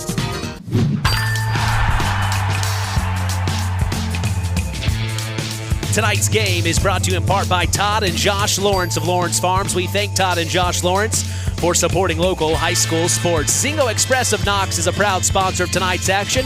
Stop by Zingo Express at Knox and fuel up both you and your vehicle the Zingo Expressway. We go to the top of the 4th. Mitch Columbi and Kevin Hannon here to bring you Indiana High School boys baseball action on KVB's WKVI. Well, Coach, My goodness, what a great half inning that was for the Redskins to get something on the board after that 4-run inning for the Blue Jays. It was. The Redskins respond. Very important to get some of that momentum back. And now Judson's coming up, heart of their order. They've had this will be their first at bat against Boyd, but a little different between Logan Taylor, Xavier Boyd, but got some good hitters here in the middle of this lineup. So this is a pretty important inning for both sides. No, absolutely. And then, you got to say, if you're the Redskins here starting off this inning with Xavier Boyd, I mean,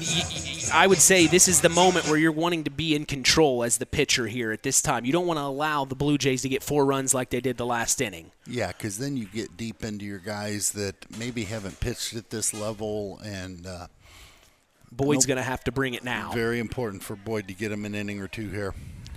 First pitch from Xavier Boyd misses for ball 1. It looks like this is Damian Frazier in the batter's box for the Blue Jays. He takes the second pitch for ball 2. And Damian's been on base twice, base hit, walk. So good offensive player. Yeah, we definitely remember him from last year. As here's the 2-1. Frazier pops one up over our heads, foul ball and out of play. I'm not sure we got him out in 2 games last year. He was pretty good. I think he was something crazy, like 8 out of 8, 9 out of 9 against us in the last 2 games. Next pitch from Boyd misses. It gets past the catcher, but with nobody on, it doesn't matter. Makes the count full here for Damian Frazier.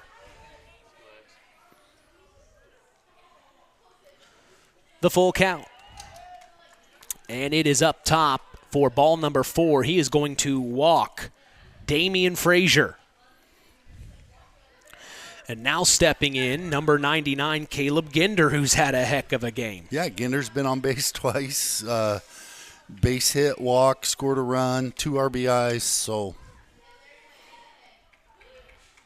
Oh, he's showing bunt. There goes Frazier to 2. They're going to tag him at 2. They got him in time. Good job by Justin Downs to get that to 2. Kane Weber. Or Kane Weber, excuse me. Great throw Thank by you. the Knox catcher. Great throw. I keep forgetting about that substitution earlier. But great job by Kane Weber to get that to 2 for out number 1. Ooh, this time it gets in on the inside of... Nope. Oh, my. And now the umpire's calling it a dead ball. Ginder believes he was hit. Here comes manager Ray Frazier to have a word with the umpire. Yeah, and Frazier saying he was going for the swing. I think the umpire was saying he leaned into it or something. I think that's what the umpire's saying. But, yeah, it was a swing. I don't know. I didn't hear the ball off the bat, heard the ball off the hand, but that's the way the ump called it. Back in there, 99. Moving forward. He wants to hit anyway. He does. Next pitch to Ginder up top for ball 3 here. So I believe the count is 3-1? Yes, it would be 3-1. That one misses for ball 4, so Ginder takes his base, and now we're going to see Trey McGowan step up.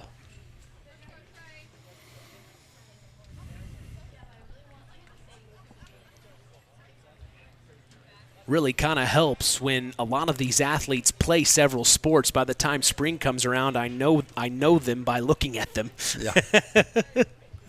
We know Trey all the way back from the fall. It's just really crazy. A lot of these guys out here today play against each other in football, basketball, and baseball. They know each other so well, being from the same county. It's really, really quite neat. Where I went to school, we only had one high school in the county. We were consolidated well before I had ever come through, so we never had a cross-county rivalry. And just moving up here doing these games, you find out how special cross-county rivalries really are. Oh, absolutely. Playing against your cousin or in some cases, stepbrother, stepsister. It's really interesting. Big hit by Trey McGowan. It finds its way to the gap between the center fielder and right fielder. It is enough time to give Caleb Ginder. He gets all the way to third base. So Trey McGowan gets on first, advances Ginder to third, and runners on the corners for the Jays. And again, another kid that's been on base all day, Brody Bridegroom, scored 2 runs, walk on by a fielder's choice, couple stolen bases. Remember talking to Brody last year as a freshman. He told me he loves baseball. It's his favorite sport.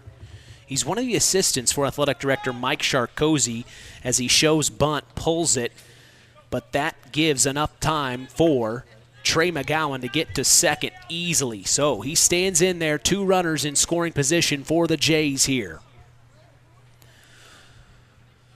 Next offering to Bridegroom. Misses up top for ball 2.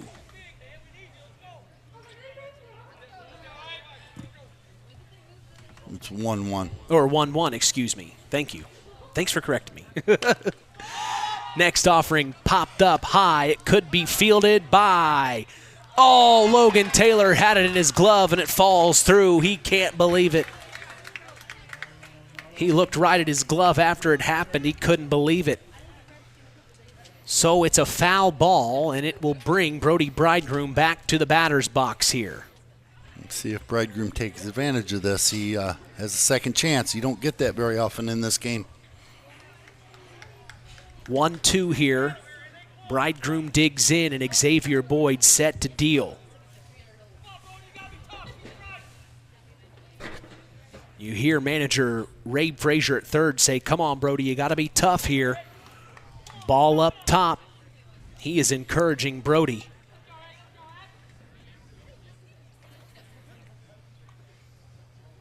Two the count from Xavier Boyd to Brody Bridegroom.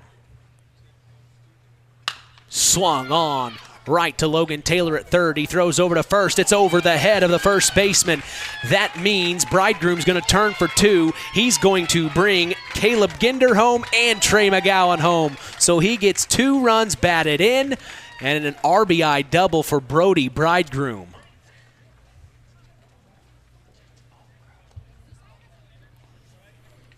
It's a great job by him, just like you were saying.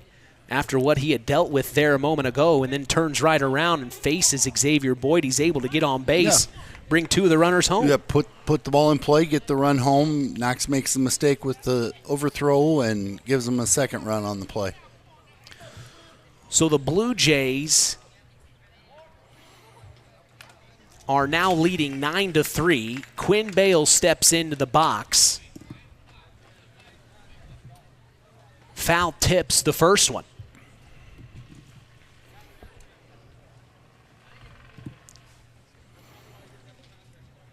The Blue Jays have just been able to get those runs across in key moments each time the Redskins have had an answer in their at-bats. Yeah, it has played out that way. When Knox tries to claw their way back into it, and Judson answers, puts a couple more on them.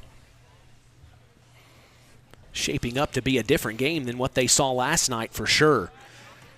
Well, you're getting to the point now where Judson gets another run or 2 here, and then you're playing a different game. You're playing for that 10-run rule in the 5th inning, saving pitchers. I don't know what team schedules are down the road here the next few days. Well, rain the next 2 days probably, but that can come into play. It plays a huge role in the game now.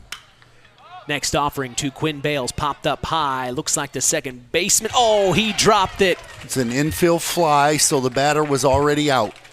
So the runners did a good job of staying where they are, so no error on the play on Jordan there. It's an infield fly. So then Quinn Bales will be called out. Quinn Bales is out. The runners could have advanced once the ball dropped, but they chose not to, which was the smart play. So now we have 2 outs, runners on first and second. Next offering from Boyd. It's interesting, they got Bales at first there. What? Yeah, it's almost like they missed it. I might have been wrong. Was I? Swing and miss. by the next batter up, number 22, Connor Benson. I'd say you're right, Coach. I remember that rule last year. I think they're forgetting. So Bales is on first. And that's number 30, Brody Bridegroom at second. Oh. Ginder takes the next pitch. The count's 2-1 from Boyd. Swung on. Benson gets it to the shortstop. They get it to second for out number 2. Oh. So that gets Quinn Bales out. I think I got everybody confused right there. Yeah. I'm not sure it was an infield fly on the play. I just think the runners were smart. And not advancing. Yeah. I don't think there was runners on first and second at the time. So understandable. I'll take that one. Sorry if I confused any of our listeners out there. Hey, I'm still learning too, Coach. As here comes stealing second, number 22, Connor Benson advances. So now 2 runners in scoring position for the Blue Jays. And this is number 7, Brennan Trent, the DH, in the batter's box. He swings on the 0-1. It's a tough play. They don't see it out there from a glove. Oh, it falls in front of Miles McLaughlin, and it brings Connor Benson all the way home for an RBI single. Brennan Trent. It's a weird sky right now. It's completely cloudy, a little bit dark out there, but the Knox right fielder never saw that ball. Miles just had so far to go to make up for it. He couldn't get there. Yep. So now the score is 11-3 here.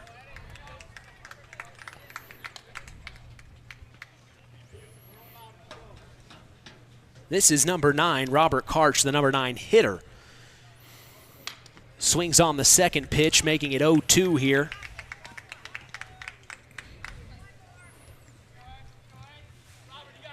One on, 2 out, top of the 4th. The Blue Jays have been able to bring 4 runs across the last 2 innings.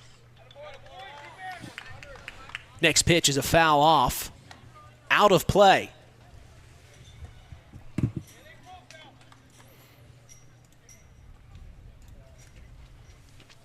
The 0-2 from Boyd. Ooh, called strike, and they get the out. Good curveball right there. So that is out number 3, and we are now going through the 4th inning stretch.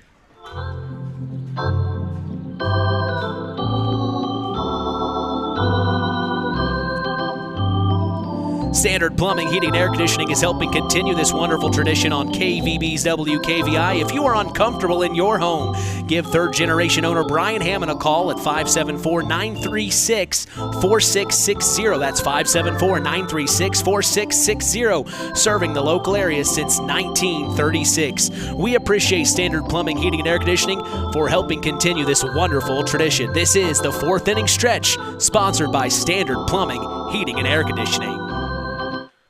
Since 1936, Standard Plumbing, Heating, and Air Conditioning have always taken pride in doing the job right. Third-generation owner Brian Hammond and his family have always set the standard when it comes to taking care of all your heating and cooling needs. Making your home a comfortable home is the absolute top priority. If you are uncomfortable in your home, give them a call at 574-936-4660. Follow them on Facebook. Let Standard Plumbing, Heating, and Air Conditioning help you take control of your comfort. This afternoon's broadcast is brought to you in part by Nepco Crane and Equipment Services, specializing in mobile crane service. Call my good friend Joe Snep at 1-800-590-2272 for all your residential, commercial, and agricultural crane needs. Collins Insurance is also part of the broadcast. They're taking care of all your insurance needs. Jim Collins told me to tell you, call him anytime at 574-772-6844. That's Collins Insurance, supporting local high school sports. We go to the bottom of the 4th. Mitch Columbi, along with sports analyst Kevin Hannon. So glad to be back for the spring season. This is Game 2 of the 2024 Spring Sports Broadcast Season on Kankakee Valley Broadcasting's WKVI.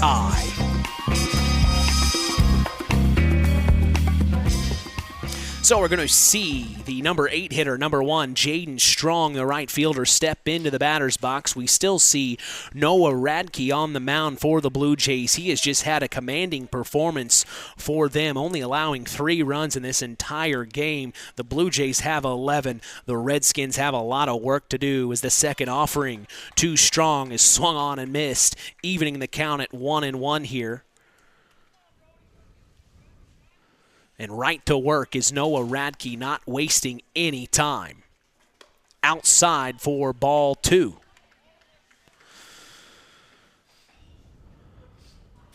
Well, it was nice to come hang out here at Knox High School. We weren't able to get a Knox baseball game in here at Knox last year. The games we did for the Knox Redskins were away. So it was really nice to get to Redskin Field this afternoon for my first experience up here in the clubhouse, hanging out with some Knox Redskins, Rylan Jordan and Jake Conroy. They're doing a great job being the public address announcer and scoreboard operator. As it looks like Jaden Strong is going to get walked by Noah Radke. And now here comes manager Ray Frazier with the infield to talk with Noah Radke. It may be the end of his day here. We'll see what they end up doing. Sorry, Mr. Conroy has the music up so loud I almost can't hear what you're doing. He's really spinning the tunes over here to my right. He's keeping the fans excited here. The entertainment value is at an all-time high. Whether you come to the game and watch it in person or listen on the radio, we sure do appreciate you giving us your time here this afternoon, as this historic rivalry is one nobody misses in this area. They're going to leave Noah Radke on the mound. That was his second mound visit. Yeah. Usually you don't get a second mound visit and stay on the mound. Right there, Coach Frazier had a simple message, like quit walking people right now. You got an 8-run lead. Yeah. Let's just make them hit it. So Frazier set to deal to number 10. That is Keegan Everidge, the number 9 hitter. Left fielder takes the first one for a ball. Strong on first, a nice leadoff. Radke checks him. Now he throws over. They tag, but not in time. They're keeping their eye on Jaden Strong. They know he is fast. They remember him in football. They remember him in basketball. Now the pitch is delivered.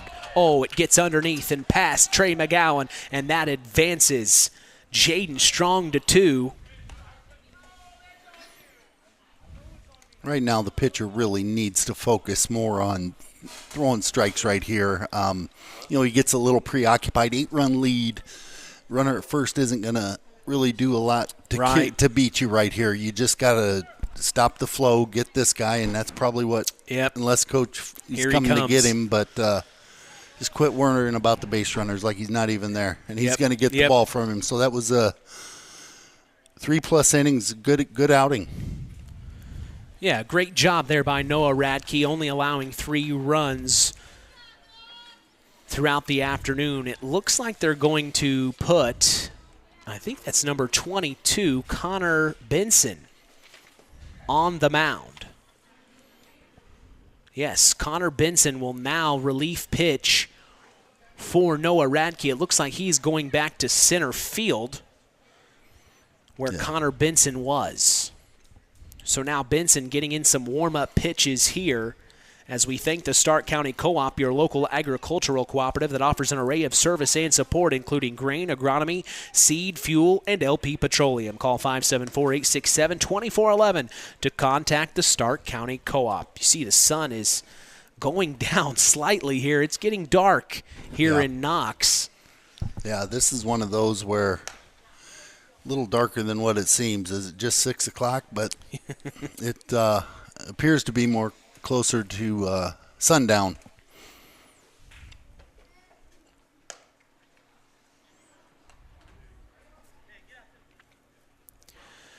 We have a score update from the North Judson-San Pierre Lady Blue Jays softball game. Shout out to Nathan Origer, our other sports analyst. He also is the public address announcer for the Lady Jays softball season. After 2, Caston leads the Lady Jays 8-1. Haven't had a score update from the Culver Cavs, but the last update we had, they were trailing 9-0. It's just been a tough start for the Culver Cavs. We plan to see them this coming Saturday against the Knox Redskins in that doubleheader. We'll be able to go live after the Saturday Sports Line at 12 p.m. Eastern, 11 a.m. Central. That's this coming Saturday. But in this game here tonight, the Blue Jays lead 11-3, and Connor Benson is set to throw his first pitch of the night. It finds the strike zone, and Keegan Everidge let it go by just to see what he'd have. Yep, good thing. Coming out of the bullpen throwing strikes. That's what coaches want to see.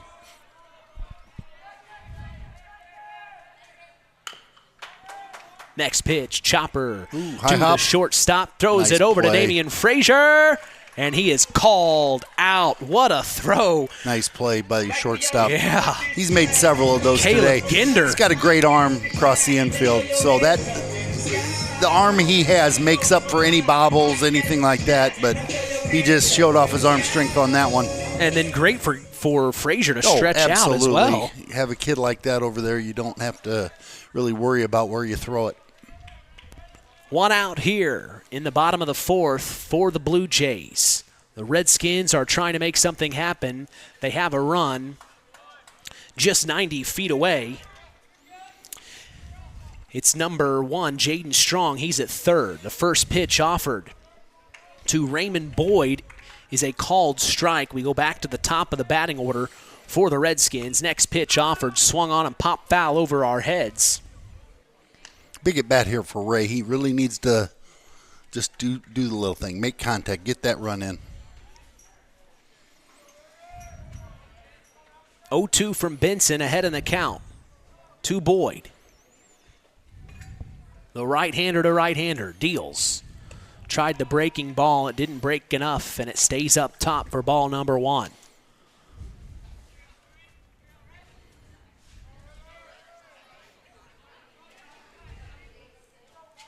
The 1-2.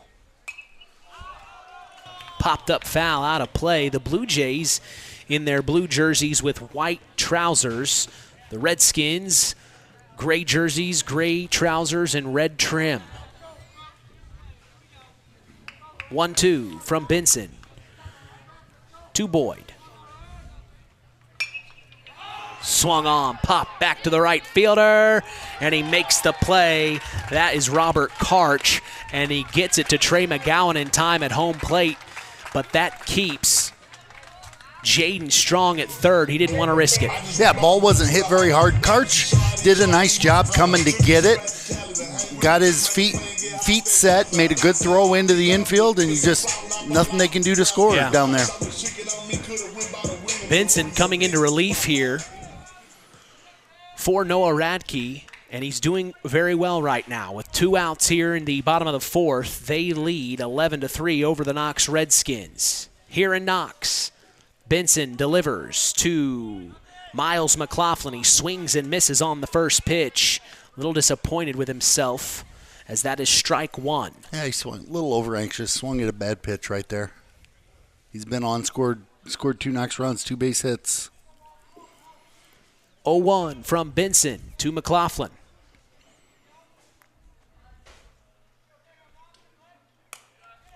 Tried the breaking ball, but it stays up top for ball 1. Good eye there by Miles.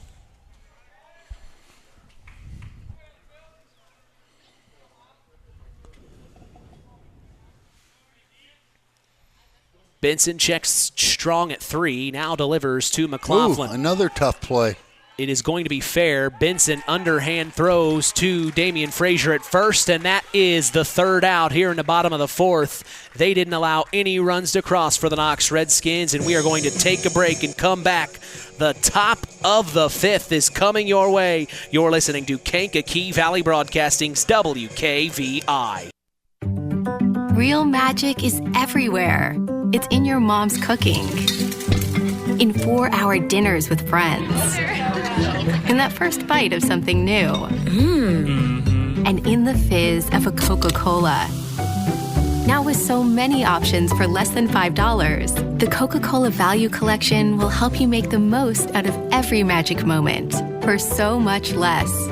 Taste the magic for less with Coca-Cola.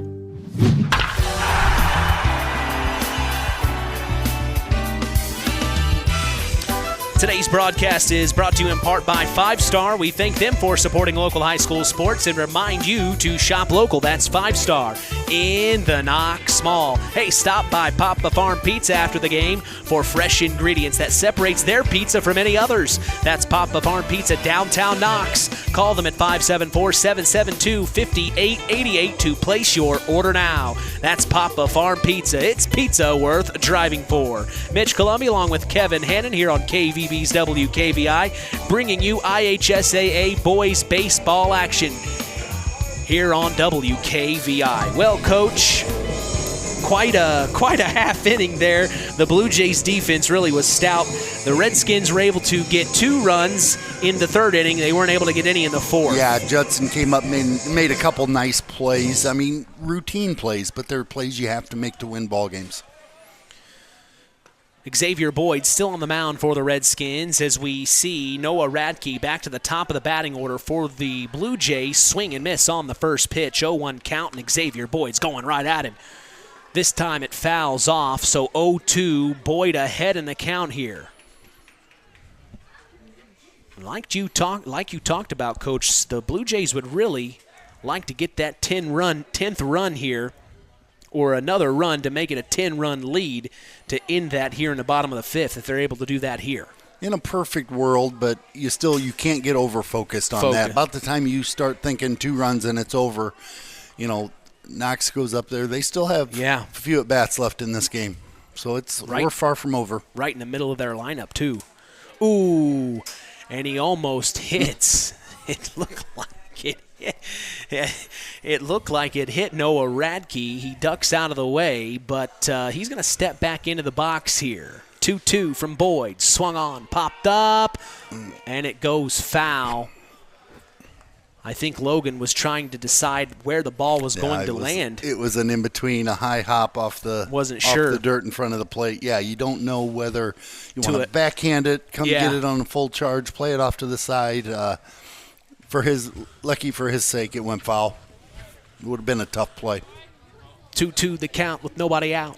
Swung on and missed, and going down swinging is Noah Radke. A nice strikeout for Xavier Boyd, and that's out number 1 here in the top of the 5th. Now we're getting to the point in Judson's lineup where they've done a little damage today. You got Frazier, Ginder, and McGowan coming up, so be a big couple outs to get for Xavier. He's going right at Damian Frazier, wasting no time. First pitch is a called strike. We just passed 7 p.m. Eastern, 6 p.m. Central. We're so glad you've joined us here on KVB's WKVI as the next pitch offered from Xavier Boyd misses low and inside for ball 1. Good eye by Damian. 1-1 from Xavier Boyd to Damian Frazier. Inside, just misses for ball 2.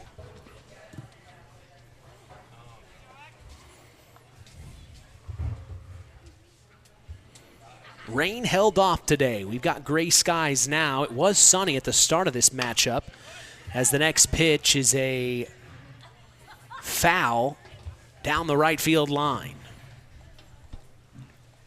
Keeps it 2-1 here. You can only have 2-2 here. Thank you. You can correct me. Oh, that's all right. I don't want to call you out here on the air. No, call me out. I love it. Terry Minix does it all the time to me. Damian Frazier swings and hits. Second baseman fields it and gets it over to Nolan Short. Nice job by the second baseman, Rowan Jordan, to get that over to Nolan Short for out number 2 here in the top of the 5th. So far, good start to the inning by Boyd. See if he goes right at Ginder here. Yeah, Caleb Ginder, he has just had a heck of a game at the plate and fielding on defense. Yeah, he's arguably the best player on the field today. First pitch called strike. 0-1 the count here. Boyd delivers. Ginder swings. popped up high to right field. And the right fielder, Jaden Strong, slides in for a beautiful play, and that's out number 3, and the Redskins get out of the top of the 5th, not allowing any runs from the Blue Jays, and we're going to take a break and come back. Bottom of the 5th action coming your way. You're listening to KVB's WKVI. BP gasoline with Invigorate helps clean your engine and can give you more miles per tank. Continuous use may result in the following pleasant side effects: excessive smiling, feeling more relaxed, taking more drives just because, volunteering for carpool twice in a row, and bragging to your friends about how you use our best fuel ever. To find out if BP gasoline with Invigorate is right for you, stop by your local station to discover our best fuel ever. Versus minimum detergent gas. Average restored 3 to 5 miles per tank, based on fleet testing and based on what you drive and how you drive. High school sports brought to you by Zingo Express. Back at Redskin Field, 11-3, the North Judson-San Pierre Blue Jays lead their historic rival, the Knox Redskins. Big-time game for these two teams. The Blue Jays beat the Redskins last night in North Judson, 6-5. This game is a completely different game today, Coach. Yeah, Judson came out and put some runs on the board, and the pitchers so far have done a pretty good job minimizing damage. We'll see. A lot of baseball left today. Yeah, this would probably be the time the Redskins want to make something happen here in the 5th, I assume. Yeah, you really need to. Facing 8 runs down, you got to start scratching out. If you get 1 or 2 here or there, and then hope for a big one. Well, we are going to see for the Knox Redskins, it's Logan Taylor, I believe, stepping into the batter's box, number 24. He started on the mound for the Redskins. Is this your theme song, Coach? No comment. I don't know if I have a theme song. Oh, man. Logan Taylor steps into the box. He's got to be feeling good after that song. Next one, low and in the dirt for ball 1. Man, some of these songs get me pumped up, Coach. Well, that's why it's his walk-up song. I'm ready to go. I want to play. Nothing but the best from Mr. Conroy up here. He's doing a good job this afternoon along with Rylan Jordan. Appreciate them allowing us to hang out with them here in the clubhouse at Redskin Field. The 1-0 from Benson to Taylor, swings and misses. He wanted that one. Well, here I've been giving Jake Conroy a lot of credit for playing the music, and it's Rylan Jordan back here. She's just rocking it. They're both killing it. Running the scoreboard, running the music, doing a little bit of everything. The 1-1 from Benson. Up top ball. Making it 2-1 here. Benson relieved Radke in the last half inning. Delivers the pitch to Taylor and foul down the right field line.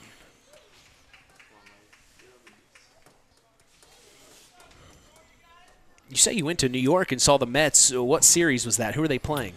Played Kansas City Royals. So you saw all 3? Yep. That had to be fun. 2-2 from Benson. A little chin music for Logan Taylor. He nods over to the Blue Jay dugout. He steps right back in, though. Not afraid of Benson here. Full count. Benson delivers. Swung on. Bales fields it at 3, but he bobbled it, and he didn't get it in time to Damian Frazier. He just tosses it back to the pitcher, Connor Benson. So it'll be a single for Mr. Taylor. Well, correct me. You could easily go either way. I mean, if he picks it up, if he picks it up cleanly, I think he throws him out. But it's irrelevant. Logan's on base. Redskins got what they wanted out of the play. So you're going to have to give me the chord. You're going to have to teach me. That's why I asked you. You need to teach me. I got to learn. This is only year 2 for me calling baseball games. As here's a ball low and outside, making it 2-0 the count. This is number 6, Rowan Jordan, the number 4 hitter, cleanup hitter for the Redskins. And he has Logan Taylor on base. 2-0 from Benson. Up top ball, Trey McGowan throws to first to Damian Frazier. They try to make the tag, but Logan Taylor slides in. He's safe. As it's now 3-0. Benson behind in the count here. If you are Rowan Jordan, this is where you want to be here. And he is going to walk Rowan Jordan. So now 2 on for the Redskins with no out here in the bottom of the 5th. This could be the start of the run they needed. And this is where, he just walks a kid. Xavier Boyd really needs to have a patient at bat right here. Make him pitch a little bit. Benson to deliver his first pitch to Xavier Boyd. Fouled up over our heads, out of play, making it 0-1 here. 1 runner in scoring position. The Redskins trail 11-3. This would be their moment here. Big time hit into the gap. Oh, it's fumbled, bobbled by the left fielder. I thought it was going to drop in time, but the left fielder almost made a play on it, but he dropped it. That was Doug Reed out in left field. He had the play and dropped it, and that allows Xavier Boyd to get on base. So now 2 on with 1 out, and Nolan Short is going to step into the box. Yeah, just fly ball, left fielder mishandled for an error, and nothing the runner at second can do. You assume it's going to be caught, so you get caught with a force at third. So same position they were in, just 1 out. First pitch to Short is a called strike.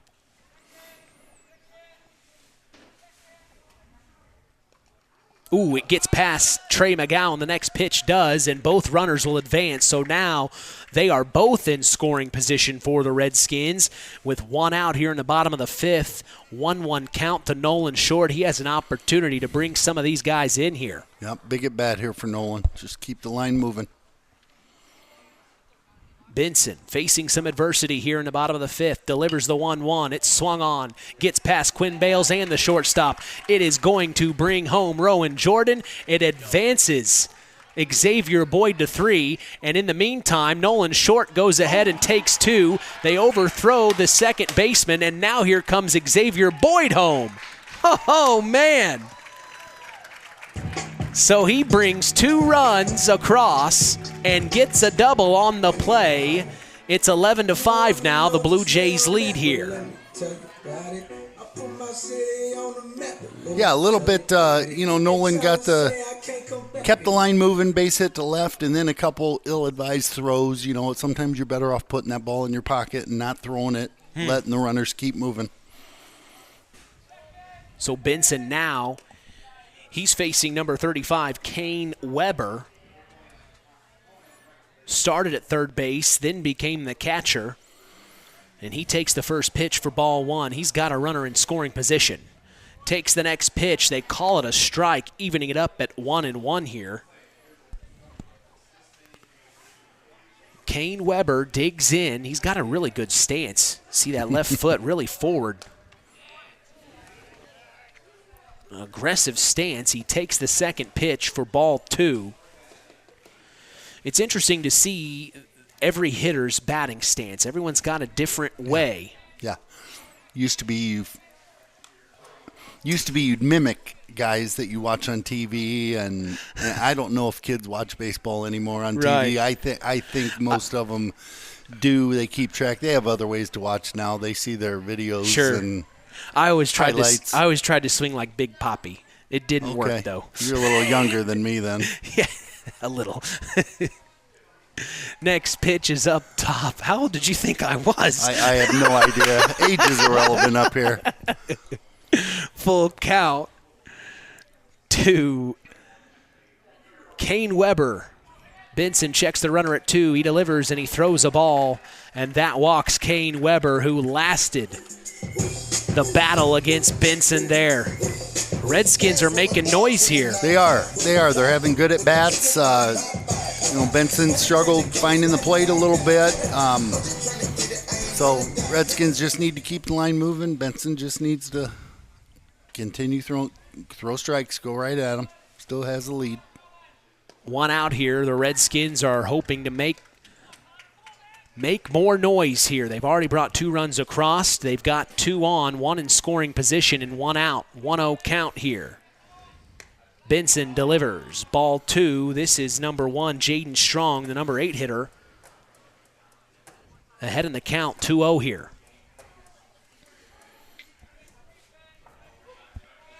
Benson kicks and deals. Strike called.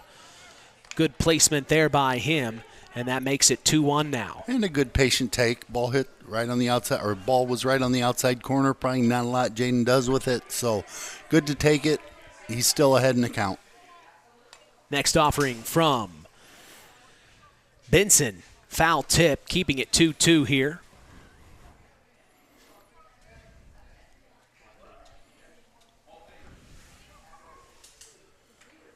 (11-5), the Blue Jays lead here in the top of the 6th, or bottom of the 5th, excuse me. Benson delivers. And Jaden Strong pops up, foul ball out of play. Staying alive, following him off, waiting for that pitch he can handle. That's a good song. Staying alive, staying alive. Now you're talking my age. Big hit good right shot to center field, and this will load the bases up here. Good job by Jaden Strong. Great at bat right there. Like I said, he fouled off a couple pitches that were pitcher's pitches, got that fastball right down the middle he could handle, and hit a bullet up the middle. 1 out, only 1 out here in the bottom of the 5th. The Redskins have already had 2 runs cross, and now the infield is coming in to have a chat along with manager Ray Frazier with Connor Benson. They don't want to let this game get away from them. No, critical spot right now. That's probably exactly what Rabe's probably telling him. This is a critical spot here. Who knows what Rabe's telling him out there? They might. We're just wasting time. Rabe does a nice job. It's always great when we get to talk with Rabe Frazier. Been part of the baseball club there at North Judson-San Pierre for 20-plus years. Long time. He says he's only been managing for a couple, but when I said, I know you've been an assistant for longer than that, and he said, well, I guess. He didn't want to tell me how long he's been doing it. He's been there a while. He's been around the block a few times. He knows the game of baseball. He's going to leave Connor Benson on the mound. Just a little confidence builder. Yeah, just tell him what the strategy was, come back or where he's going to go with it, throw strikes, tough play down the right to the first baseman. So not the at-bat the Redskins were looking for there. So Everidge pops one up high, and it is handled easily by Damian Frazier at 1. So that means 2 outs here in the bottom of the 5th for the Redskins. And now we're going to go back to the top of the batting order. It's Raymond Boyd, the shortstop. And Benson did exactly what Rabe, I'm sure, told him to on the mound. Throw strikes. Got a quick out there. Big matchup here. Next pitch from Benson gets away, low and outside for ball 1. Good eye there by Raymond. Wonder if he likes Ray. Wonder if he goes by Ray. You think he likes the nickname Ray? They're saying yes. Oh, yeah. Ray Boyd hits it right back to Benson, and he throws over to first, and that will be out number 3. And that is how the bottom of the 5th comes to a close. The Redskins get 2 runs across, but we're going to come back. We are going to the top of the 6th. Don't go anywhere. You're listening to Kankakee Valley Broadcasting's WKVI. It takes smart planning by a skilled expert to get you just the right heating, cooling, and energy-efficient system for your home. McGrath Refrigeration can install an affordable Armstrong air system that will cut your energy costs while enhancing your comfort. You'll see the difference in your first energy bill. Give McGrath Refrigeration, your local Armstrong dealer, a call today at 574-772-3575. That's 574-772-3575. McGrath Refrigeration, where the temperature is always just right.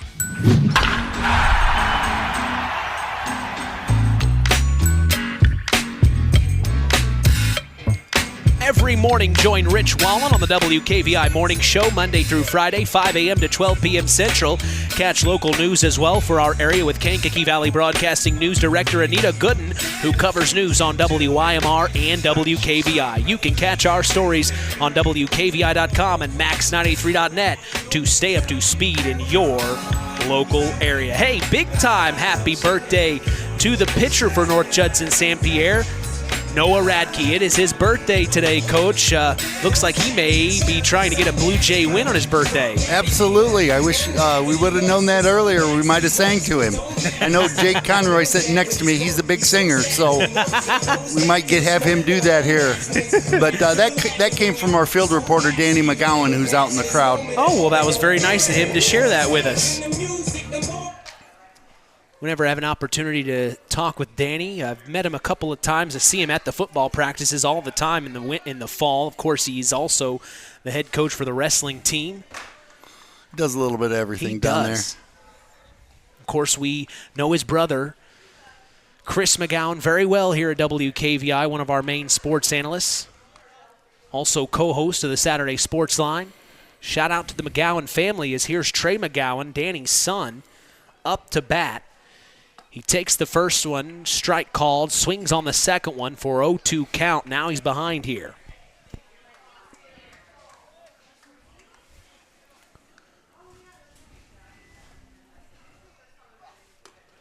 Next pitch gets away from Xavier Boyd, making it a ball one.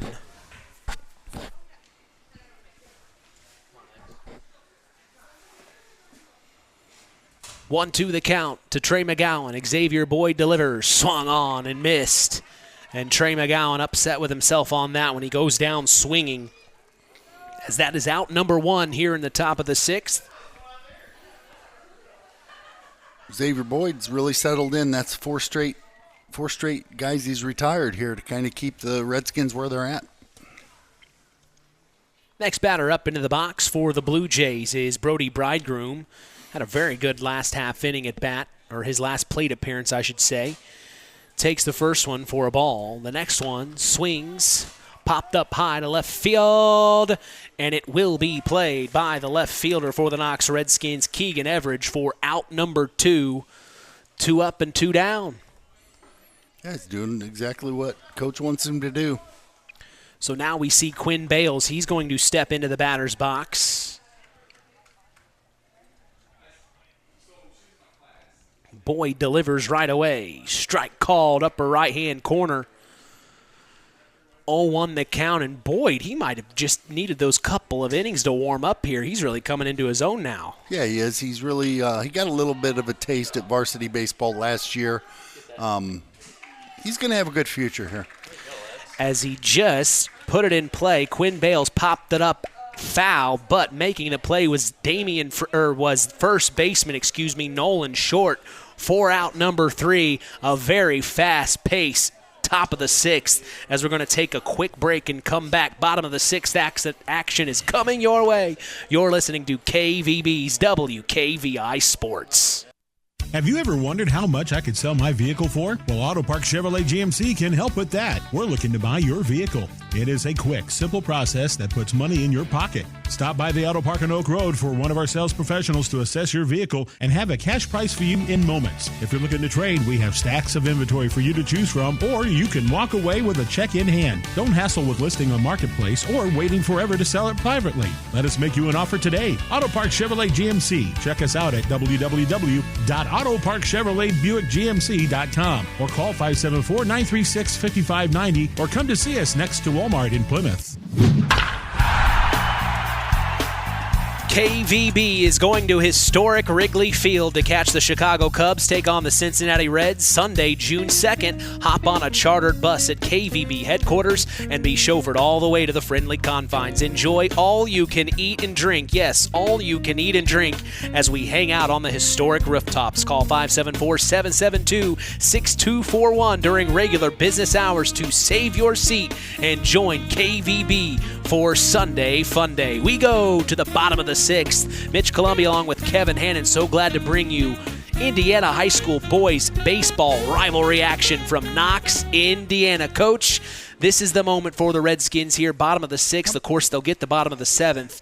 But what are some things as a manager maybe you're telling the guys in the dugout to prepare them for this big time, these big at-bats here? Any way on base. You don't need to swing the bat. If there's the inside pitch and you can wear it, get hit by the pitch, run down to first base. Beat the ball into the ground. Just don't give yourself up. Just fight every Whatever pitch. it takes. Yeah, every pitch. Benson still on the mound for the Blue Jays here. He is in relief for Noah Radke, who started on the mound for the Blue Jays. He delivers the first pitch to Miles McLaughlin. We're going to see the 2, 3, and 4 hitter. Miles, the center fielder, has had a pretty good afternoon for the Redskins, as here's the 1-0 from Connor Benson. Ooh. Almost hit Miles. He dips out of the way, and that's kind of like what you were just saying, Coach. Go ahead and take it. But he digs back in here for another opportunity. 2-0 from Benson. Low and outside for ball 3. He may wait this one out here. Benson and Miles are going at it.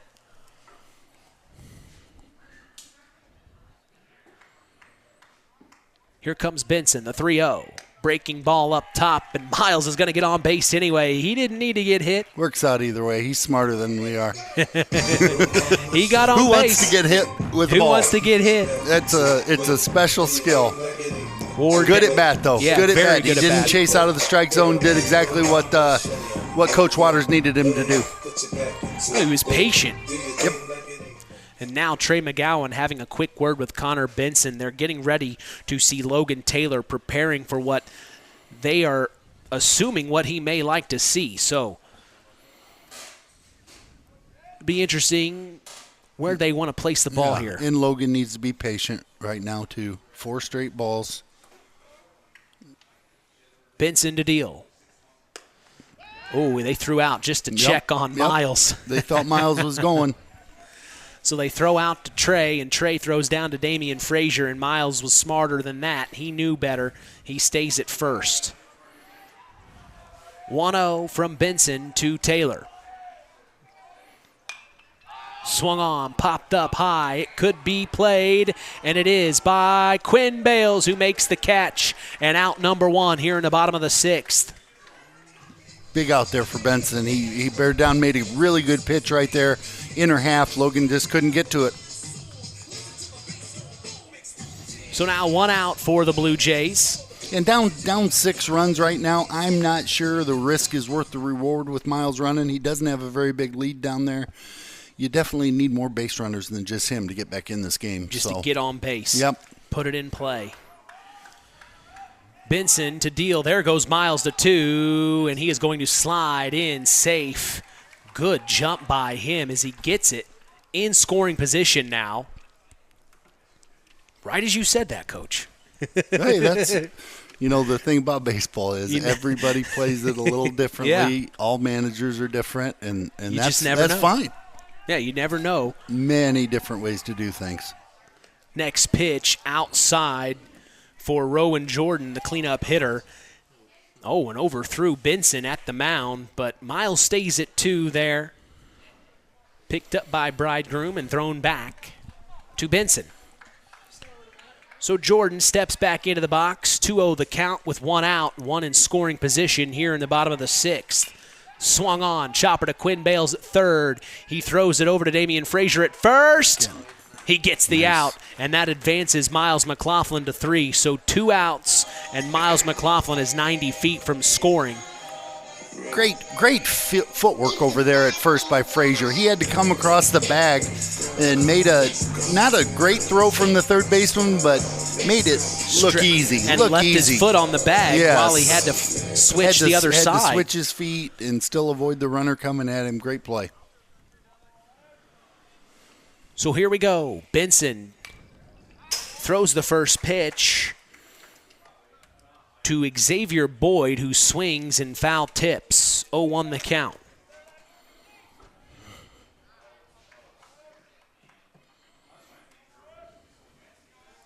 Next offering from Benson up top, ball called. Score update from the North Judson-San Pierre Lady Blue Jays matchup with Caston. Caston wins tonight 13-2 in 5. Shout out to Nathan Orger for sharing that information with me. As back in our game, it's a big hit by Xavier Boyd. It gets past Brody Bridegroom, and that brings Miles McLaughlin home. So an RBI single for Xavier Boyd. It's good at bat by Xavier. Got the barrel on the ball, hit it hard.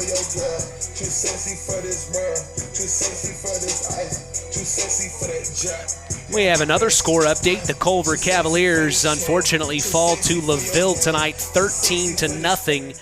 A tough game today for the Cavs as they fall to LaVille 2 nights in a row. Shout out to Paul Dunn.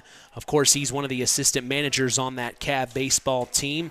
Appreciate him sharing that information. Back in our game, 11-6, the Blue Jays lead here in the bottom of the 6th. The Redskins have been able to bring 1 run across here. They have 1 on with 2 out.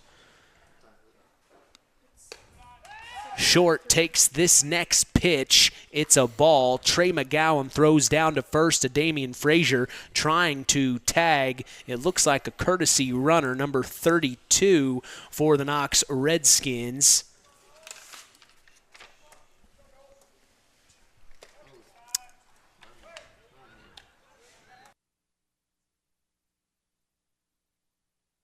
Garen Phipps is the courtesy runner at 1. 2-0 count inside to Nolan Short. He lets it go by for 3-0, and he kind of gave Benson a look like, come on, man, give me something. 3-0 count. Do you hold off here or swing? Exactly what Nolan did right there. He held off. That's a senior, been playing for 4 years. Called strike. He lets it go by. The 3-1 from Benson. Good at bat by Nolan. Misses. So that's ball number 4. Nolan Short will take his base with 2 outs here. Now we see Kane Weber once again stepping into the batter's box.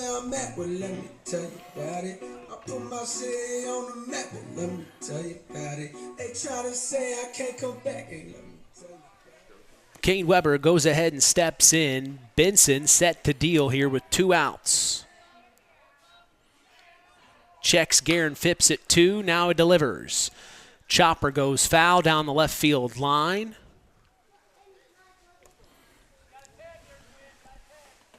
I may be wrong in saying this, but I do believe Garen Phipps is the son of Mr. Craig Phipps.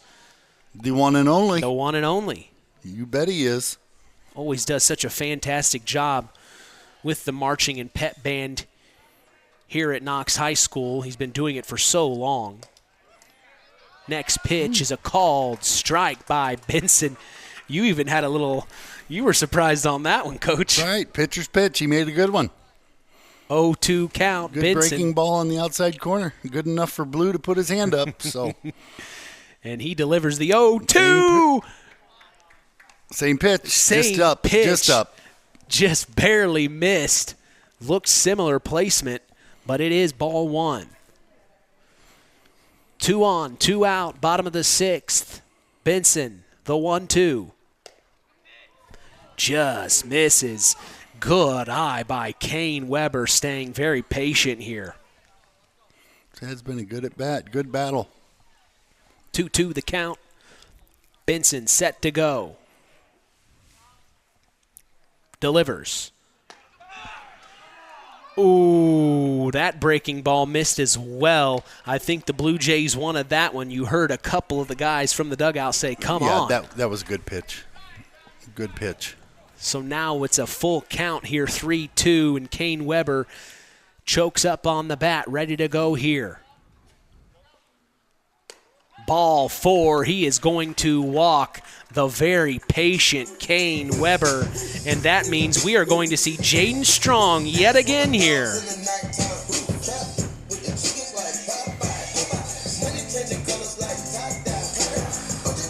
Yeah, this is an at-bat here. He's worked hard 4 years for this one.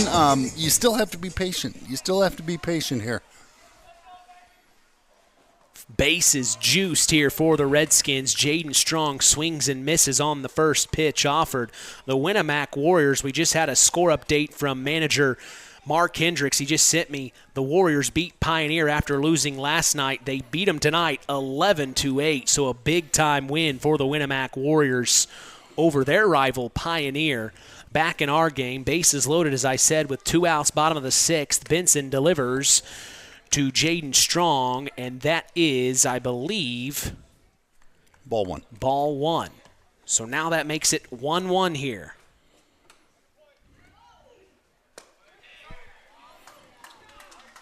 Next pitch called strike, making it 1-2. Big spot. Big spot for both of them. Pitcher's kind of fallen in love with his curveball here. Has had pretty good control with it. That's what I'd be looking for. Benson deals.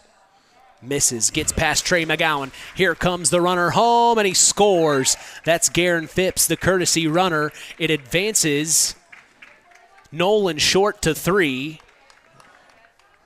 and Kane Weber to 2. So now 2 more Redskins in scoring position. They've been able to bring 2 runs across here in this inning. And that turns this into a huge at-bat here, the rest of this at-bat. 11-7 the score. You're exactly right. As Strong lets this one go by, a ball is called, making it a full count here. This is a big moment here for the Redskins, trying to get back into this game. The full count.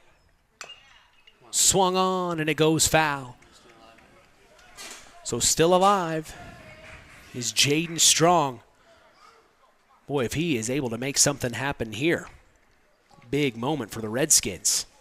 It is. If their comeback's going to happen, it's going to need to start here soon. Full count from Benson. Ooh, swung on, gets past Connor. It finds it to the hands of Brody Bridegroom, who throws over to Damian Frazier, and they get the 3rd out that they needed here in the bottom of the 6th. But the Redskins are able to bring 2 runs across. We take a break and come back for the top of the 7th. You're listening to KVB's WKVI. Culver's Portside Marina handles all water and recreational needs. When it comes to pontoons, Godfrey leads the industry in performance and quality, and Portside Marina has them in stock. From Sanpan, Aqua Patio, Sweetwater, and Monaco pontoons, if you're looking for a family boat, Culver's Portside Marina can help. Discover the evolution of the wake boat through luxury models offered from Centurion and Supreme Surf Boats. Yamaha Wave Runners and Kawasaki jet skis are on the showroom floor waiting. Located at 514 West Mill Street in Culver. Stop in or call them at 574-842-5000. Culver's Portside Marina. Back at Redskin Field, Mitch Columbia along with sports analyst Kevin Hennon. We go to the top of the 7th. This is the historic rivalry between the North Judson-San Pierre Blue Jays and the Knox Redskins baseball clubs. The tradition continues. You are listening to Kankakee Valley Broadcasting's WKVI.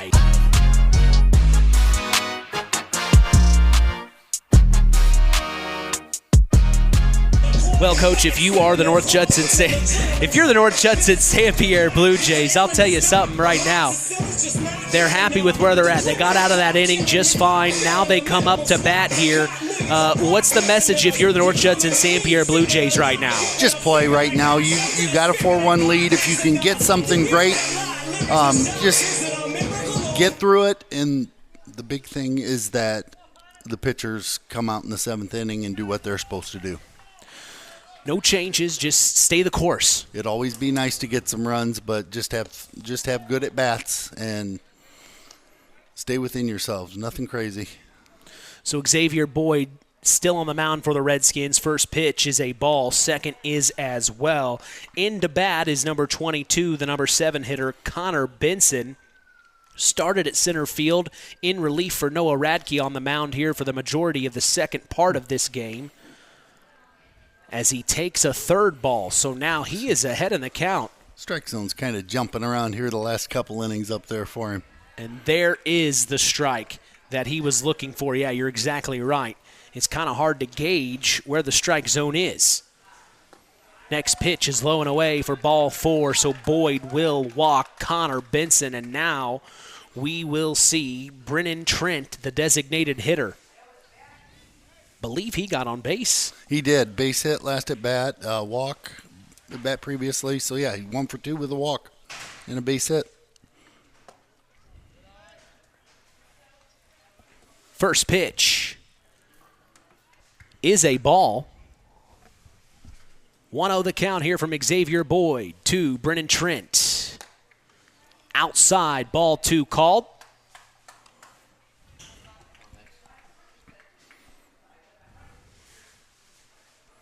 Boyd checks the runner at 1, set to deal. He does. Strike called, evening the count up at 2-2. Xavier really needs to bring things together, throw strikes here. Last thing you want to do in this position in his game is have to go to the bullpen again. Next pitch is a ball, and in that moment, Connor Benson tries to take 2, and he is called out. Wow.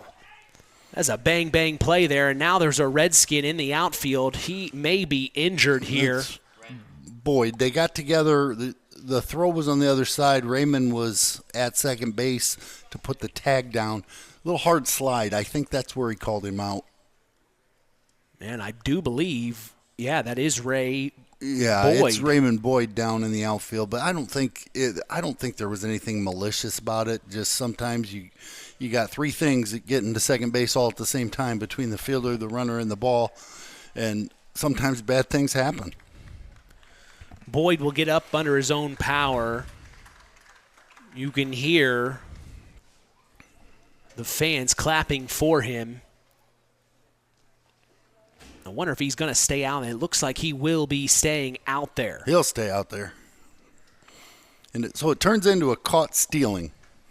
2-6 on the – so that'd be I believe the second runner Kane's thrown out trying to steal. So you're exactly right. Kane started the game, like I had mentioned earlier, at third base. Has now been the catcher this second portion of the game. As we're back in action, Boyd delivers to Brennan Trent, the 2-2. It's popped up foul over our heads, keeps it 2-2. Yeah, you mentioned earlier about Kane being an athletic kid, hurt himself during football. I mean, he's played the outfield. Last year he played the outfield for me, played third, caught. So he can play all over the place. It's a important skill in baseball nowadays that, as a kid, my advice to you, learn how to play everywhere. You never know. A lot of kids think they're a shortstop. A lot of kids think they're a pitcher. You got to be able to play everywhere. Because moments like this could happen where you need to be able to move into that position. Absolutely. Boyd ends up walking Brennan Trent. So now we see the number 9 hitter, Robert Karch, step into the batter's box with 1 on, 1 out here in the top of the 7th. The Blue Jays are in the lead 11-7. The Redskins will have the final say in the bottom of the 7th to try to tie things up or win the game. If they don't, the Blue Jays will win. 1-0 the count from Boyd. He delivers.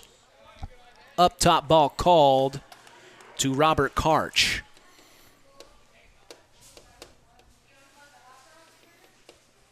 Boyd checks the runner at 1, set to go. He deals. Strike called. Good placement there. He found it. And now it's 2-1 here with 1 out.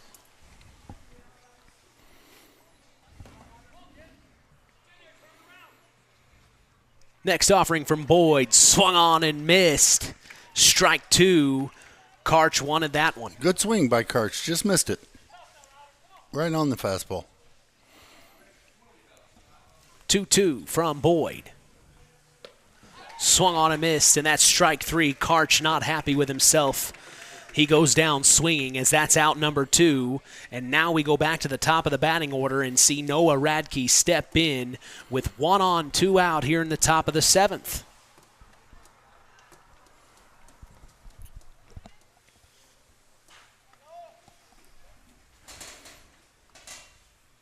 Boyd to deliver. Misses up top for ball 1.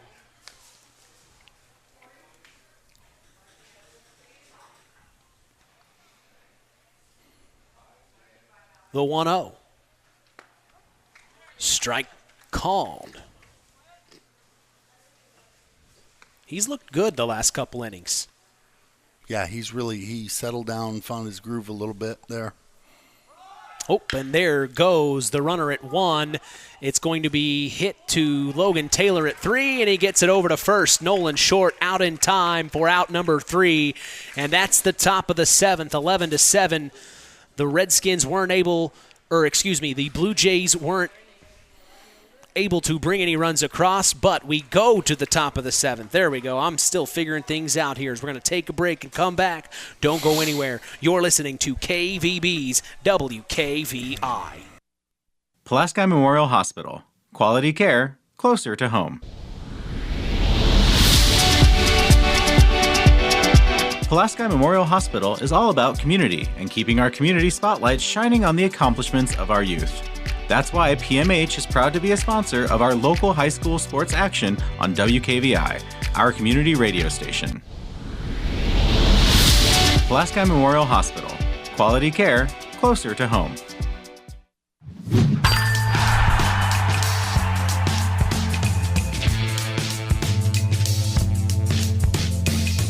Back at Redskin Field, Mitch Columbia along with sports analyst Kevin Hannon. We're having a pretty good time this afternoon for our first broadcast together. Of course, we talked several times last year on the Saturday Sports Line, but this is a real opportunity to get to know each other, Coach. I appreciate you teaching me and showing me some of the ropes here. I'm learning some things this afternoon. Well, I'm learning some things too, and you're a great partner to do this with. I appreciate the offer you guys extended to me. Oh, absolutely.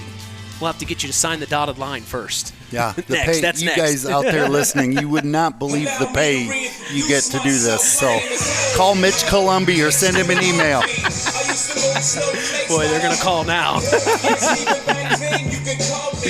We go to the top of the 7th here in the Knox Redskins. Or the bottom of the 7th. My goodness, I can't figure things out tonight, guys. Bottom of the 7th here, and the Redskins have this inning to make something happen as they trail by 4 runs, 11-7. It's now or never as the first pitch offered by Benson, who's still on the mound for the Blue Jays, is a strike called. Second pitch swung on and hit by number 10, Keegan Everidge. And he is going to get to first as there was an error there. That was a base hit. That was a bad hop. And okay. I'm not sure a big leaguer could have made that play. I think it actually hit Ginder in the chin, in the neck or the chin. Yeah, but we'll give Everidge a base hit on that one for the hop. So Keegan Everidge gets on base. He starts things right, and we go back to the top of the batting order, which is what the Redskins needed with no outs, 1 on. It's Ray Boyd into the batter's box. Benson delivers. There goes Everidge to take 2. He slides in, and he is safe. Good job by the Redskins here, trying to rally, and here comes Ray Frazier to have a chat with Connor Benson.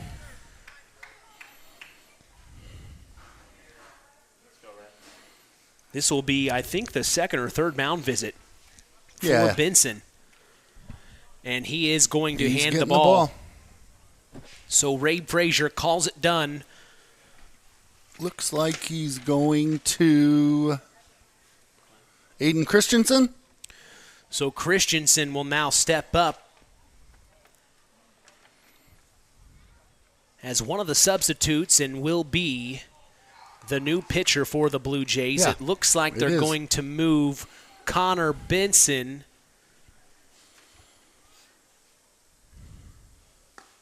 to left field, and Doug Reed, who was in left field, will come out.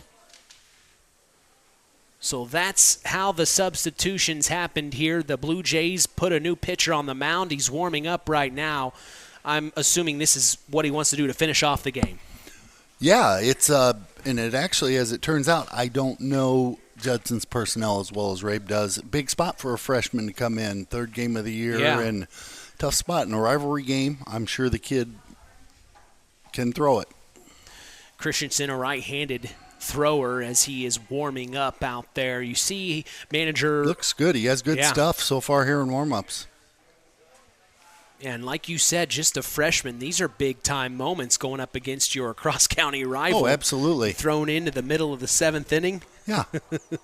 One thing about it, these kids nowadays, if they're involved in travel, they've played in these situations so many times coming up to this. It used to be, you go from football, basketball to baseball, and, you get travel ball kids now. It's just a different – the kids are more advanced at a younger age than they used to be. Well, you see Trey McGowan give a quick pat on the chest to Aiden Christensen, saying, come on, man, let's finish this thing off. Remember, last night, the Redskins and the Blue Jays went down to the wire. It was a final score of 6-5. Tonight's a different story. 11-7 is the Blue Jays lead here in the bottom of the 7th with no outs, one on.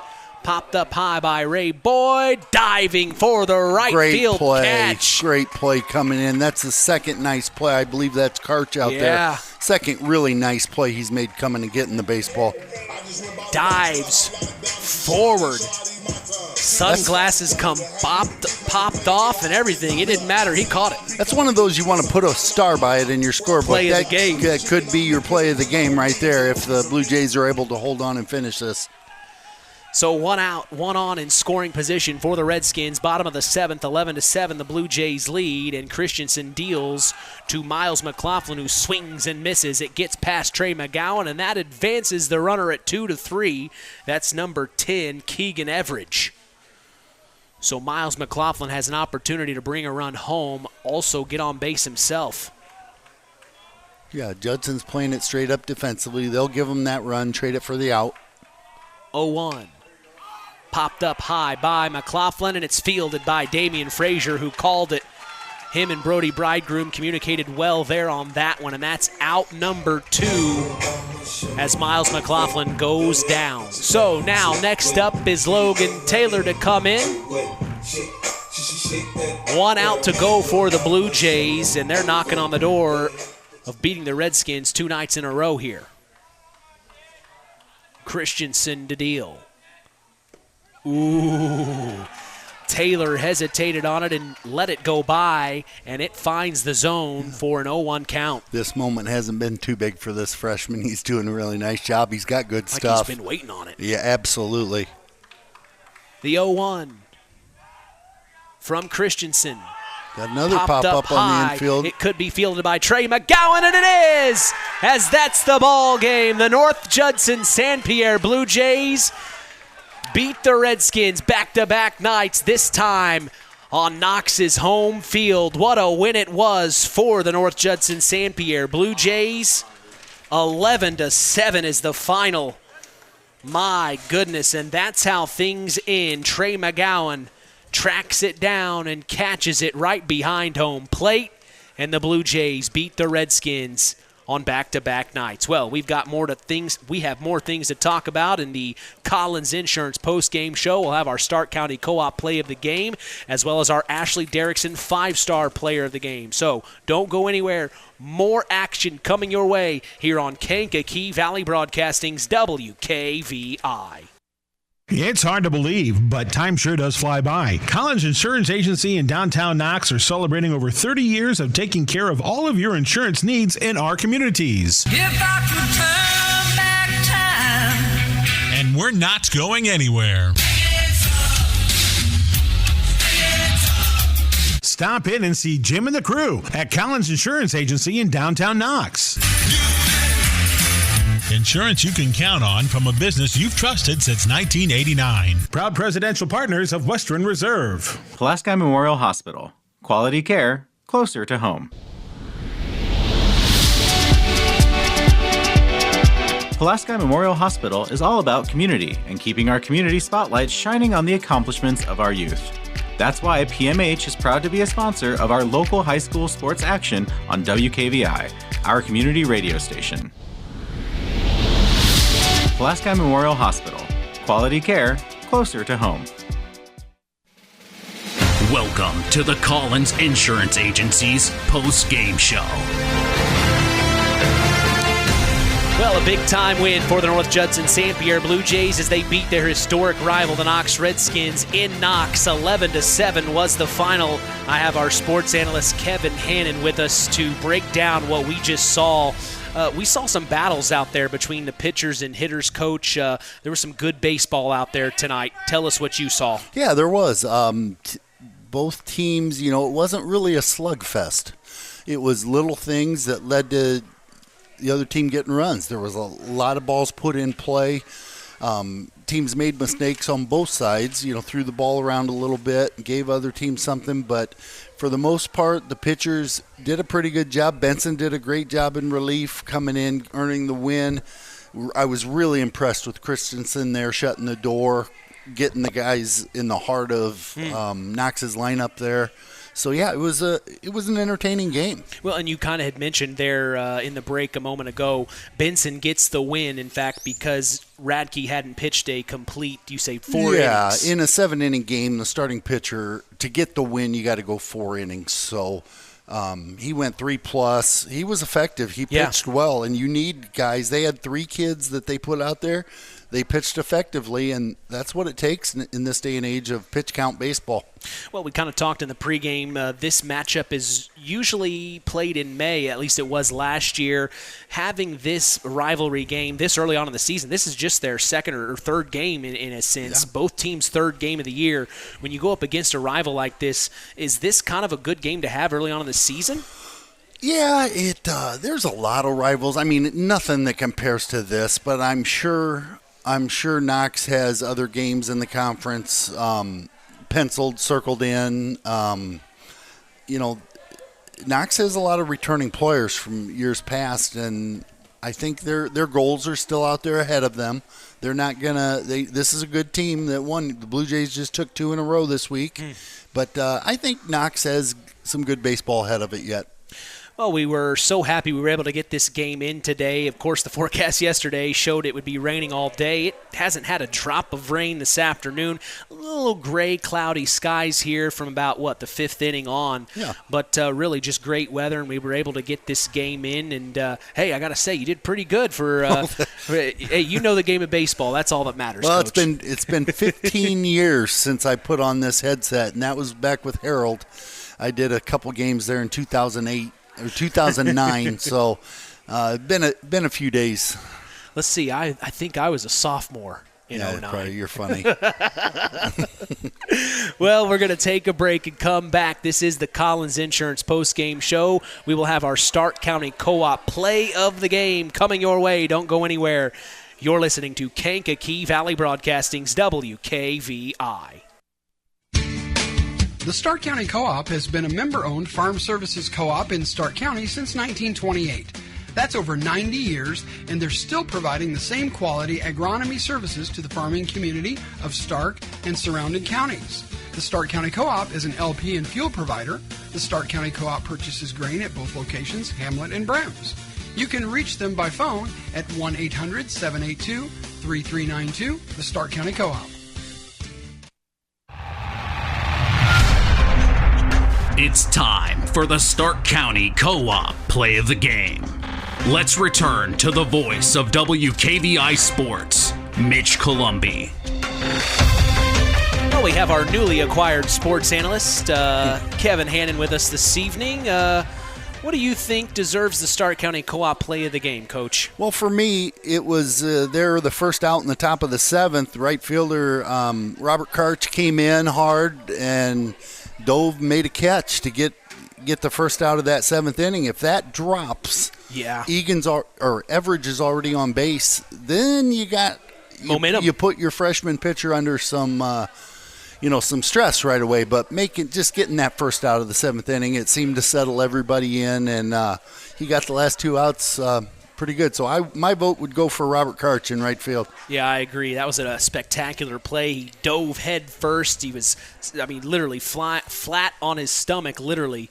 And the sunglasses came off. It just was a whole moment for Robert Karch. He won't forget that. So congratulations to Robert Karch on that wonderful play, as it is named our Stark County Co-op Play of the Game. Stay tuned. Our Ashley Derrickson 5-star Player of the Game is coming up next. This is the Collins Insurance Postgame Show, and you are listening to KVB's WKVI.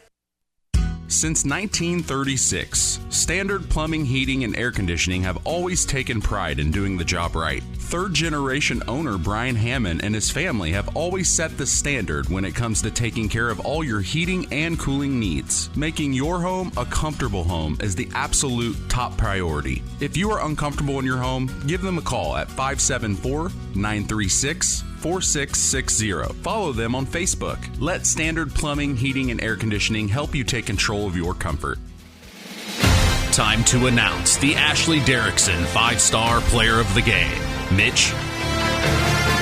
Hey, thanks, John. It's time now for our Ashley Derrickson 5-star Player of the Game, given in memory of Ashley Derrickson, a 2008 graduate of North Judson-San Pierre High School who battled cancer throughout her high school career before losing that battle on December 12th of 2008. We'll tell you who's earned that honor after this word from 5-star. 5-star, the largest meat and grocery store in the area, focused on quality, value, and customer service. The 5 stars in the name of the store come from 5 family members of the original owners serving in World War II, each one represented by a blue star on a flag hanging in the front window of the family home. That's why even decades later, 5-star is known for its dedication to service. Now that dedication means savings for you. 5-star, one of the We Care stores, the area's largest meat and grocery store, focused on quality, value, and customer service. Located,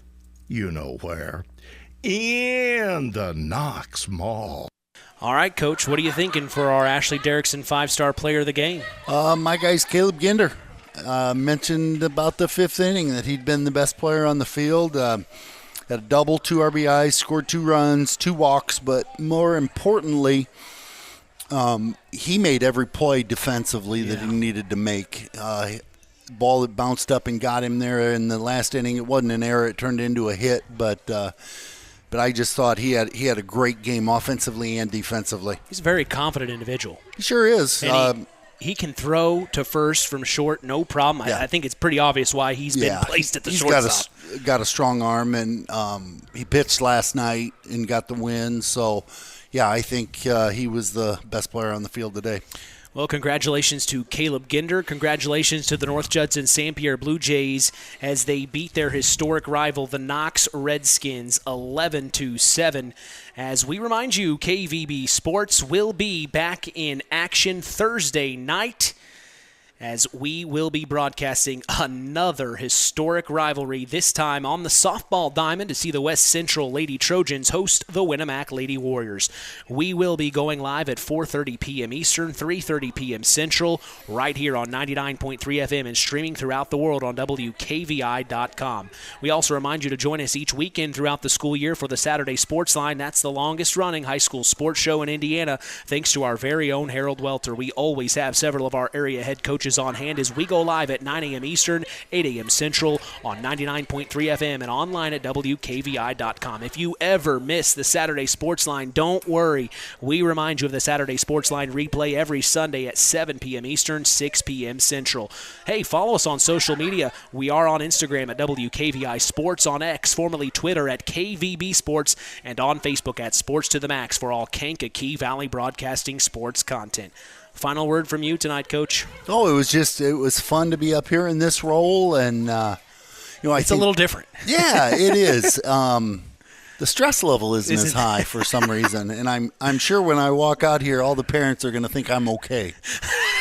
No, and I'm going to rephrase that. I never, in the 15 years I was here, our parents have been great. The kids were great. I should never even insinuate that, but no, we have good people here. Well, they haven't seen you so calm and relaxed, maybe. Absolutely. Maybe that's what you should have said. That's exactly right. But, no, Coach Waters and Redskins have good days ahead of them. Coach Frazier's doing a nice job, and he's going to be right in the hunt again for the conference championship. So Well, welcome to the team, Coach. Great thank job you. today. Thank you. Had It a was lot of fun. fun with you. Absolutely.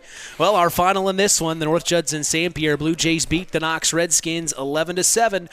From all of us here at KVB, we thank you for listening to Indiana High School Baseball. For our sports analyst, Kevin Hannon, our in-game announcer, John Thompson, I am Mitch Columbi. The tradition continues. We are Kankakee Valley Broadcasting's WKVI.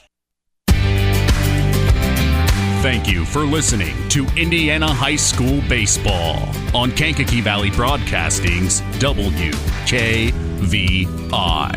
Sponsored in part by Culver's Portside Marina, NEPCO, Crane and Equipment Services, Farm Fertilizers, First Farmers Bank and Trust, Lawrence Farms, Mark's Body Shop in Knox, Zingo Express, Pulaski Memorial Hospital, Stark County Co-op, The Auto Park with locations in LaPorte, Plymouth, and Bremen, Standard Plumbing, Heating, and Air Conditioning, Collins Insurance, Howard's Marathon of Winamac, and 5 Star. We'd like to thank our sponsors for their dedication in supporting local high school sports and helping continue the tradition on Kankakee Valley Broadcasting's WKVI.